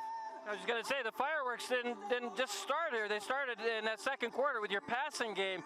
What were you seeing out there? How were you able to have such big plays? I think you had 3 big touchdown passes in that quarter. Yeah, we noticed that to stop the run, they're getting extra hats up in the box and really keying Nick to run the football. So we got some guys that can run, and they got one-on-one matchups. And unlike last week, we won our one-on-ones, and we scored quick and really turned the game, and then just took over from there. What was, you mentioned before that the game didn't start the way you wanted it to start. You were able to rebound from that. What were some of the issues? Certainly the special teams from the Mustangs were really good, and they pinned you guys deep. What were some of the issues with penalties and such that started this game slowly? Yeah, we just third downs. We had a few penalties that kept drives going for defense. We let them drive down, but we got a turnover, which is awesome down there. And then we unfortunately went 3 and out on offense and then got a punt block. So you couldn't start much worse. The defense only gave up 3 points right before half on a, I won't say busted coverage, but one guy got behind us when he shouldn't have. So I'm really proud of the guys. We always talk about adversity. When it hits, you got to hit back, and that's exactly what they did because adversity hit us pretty good there to start that game. Well, really good bounce-back game, I think, for both sides of the ball. Let's start offensively. You had a guy, well, Nick Bone is just Nick Bone, right? He does what he does. But you certainly had some receivers, Jaden Johnson and Watkins Ho, guys like that made big catches at big times in that game. Talk about the way this offense kind of bounced back from that game a week ago. Yeah, we did. We'll watch film and maybe not agree, but it looks like we did our job a heck of a lot better this week than last week. And yeah, I mean, if you try and take away someone, I think we have enough weapons to surround Nick that, like tonight, it just becomes quick hit and hopefully it ambushes them and then defense can pin their ears back, and that's exactly what happened tonight. Well, I think defensively, one of the things that I've been impressed with your team the last couple of years is especially the front line, how you pressure the quarterback. Really got after him tonight. And then, I don't know, guys like, Dexter Larson made some really big plays out there. What impressed you about your defense here tonight? Yeah, our defensive line's pretty stinking good. The first 2 games, now 3 games, they've been relentless getting after the quarterback and helping stop the run, so we don't have to add extra guys up there. And when it takes 5 guys to block those 4, it opens up plays for Dex and linebackers to have clean run-throughs, tackle the back, and then get in situations where they have to throw. Well, it's a lot easier to stop pass when you know what's coming. And so D-line kind of sets the tone for everybody, but it's nice having playmakers like Dex and some of the other guys on defense to finish it off. We got a rarity here coming up next week, an out-of-conference game, Missouri S&T. Any thoughts on that sort of game? Do you like having an opponent maybe you don't know a whole lot about? Yeah, I know nothing about them. I know they're in Rolla, Missouri, and it's a little bit of a bus ride, but we're excited. We'll start watching them tomorrow. I love it because being a football junkie, we get to watch some new teams we haven't watched, new styles, maybe steal a player or 2 from someone else. So we'll be excited. We got a lot of work to do, but we're excited to head down to Missouri. Well, Coach, congratulations on a big win here tonight. Good luck next week in Missouri. Thank you, and go Cats. Absolutely. Logan Masters, our head coach. Now, let's bring Dexter Larson in here. First of all, Dexter, it's like the quarterbacks get all the attention. Nick Bone's always over here. We're tired of seeing quarterbacks. We want linebackers here, right? How about Dexter Larson? I believe you had 8 tackles in the game. You had a forced fumble. You had an interception and a huge sack in the game. Is there anything else you did here tonight? Oh, no. I would say all that is a collective effort between everybody on the defense. Without the other 10 guys doing their job, I want to be able to do mine. So it's a collective effort, and though I get the individual stats for it, it's a team effort. Well, I got to go back to that interception. I'm pretty sure you're going to lobby to play receiver after that one. Talk about that play. That was a heck of a catch. You really laid out to make that catch. Yeah, well, I saw the receiver coming open, and I'll say if the quarterback wasn't flush, I wouldn't have picked up that guy. So again, kudos to the D-line for making the quarterback have to get out of the pocket and run. So yeah, I saw him, and I thought the quarterback might be going there with it, and I trusted my instincts, and I went and tried to make a play on it. So. Were you guys challenged from last week? Gave up 500 yards and 31 points. Tonight, I don't know what the yardage was. It was 200 something, but you only gave up 3 points on defense. Were you challenged, and how do you feel about the way you've responded? Yeah, I think we responded really well, and they had a great offensive line, great running back, one of the best in the conference. So they ran a similar offense to Mankato as well. So we've seen it last week, and we saw it again this week. And yeah, we prepared the same way. We're going to prepare for every team, try to go 1-0 every week, and I thought we did a good job of that tonight. Where defensively, you guys, you lost one of your best players, and Alex Kowalczyk, one of the best linebackers, but it doesn't seem like much has fallen off. Talk about trying to replace a leader and a player like that, and how you guys have kind of filled in and made plays without him. Yeah, losing Alex was a big hit to us. It sucks not being out there and playing with him, but other guys just stepped up, and replacing a player like Alex, it doesn't take just one guy, it takes multiple. So I think we've done a really good job of that, and a lot of players who maybe a couple players who weren't expecting to get as much playing time, they've stepped up really well, and we all have.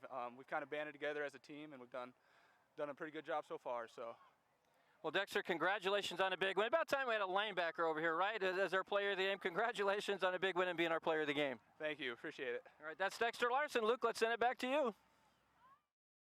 And we are back here up in the press box as the Wildcats again celebrating that 49-10 win tonight over the Southwest Minnesota State Mustangs. Let's take a look at some of our top plays brought to you by Currency. Does your business need financing for equipment, trucks, or trailers? All you need is Currency. Visit gocurrency.com. As we kick off here, nice windy day for the Wildcats and the Mustangs. Here on Family Day, the Wildcats looking for a big win. Dropping back to pass, Martin tipped up by Sims and into the hands of Alex Shaw. That interception styled the drive for the Mustangs as they were looking to add on some early points, but a blocked punt here by the Wildcats. That's a guy by the name of Tate Gall, able to get his paws on that one. A couple exchanges in the end zone, but Gall was able to recover, and just like that, the Mustangs jump out to a 7-0 lead, but then it was all Wildcats from here as Bowen dropping back to pass, floats this one downfield. Watkins Hogue, a beautiful throw and an even better catch and route by Watkins Hogue as that made it tied up at 7-7. And as I said, the Wildcats just never really looked back as Martin pressured here. Dexter Larson, our player of the game, combining with a couple other of his Wildcat buddies, that being Luke Sims. We've called his name a lot tonight.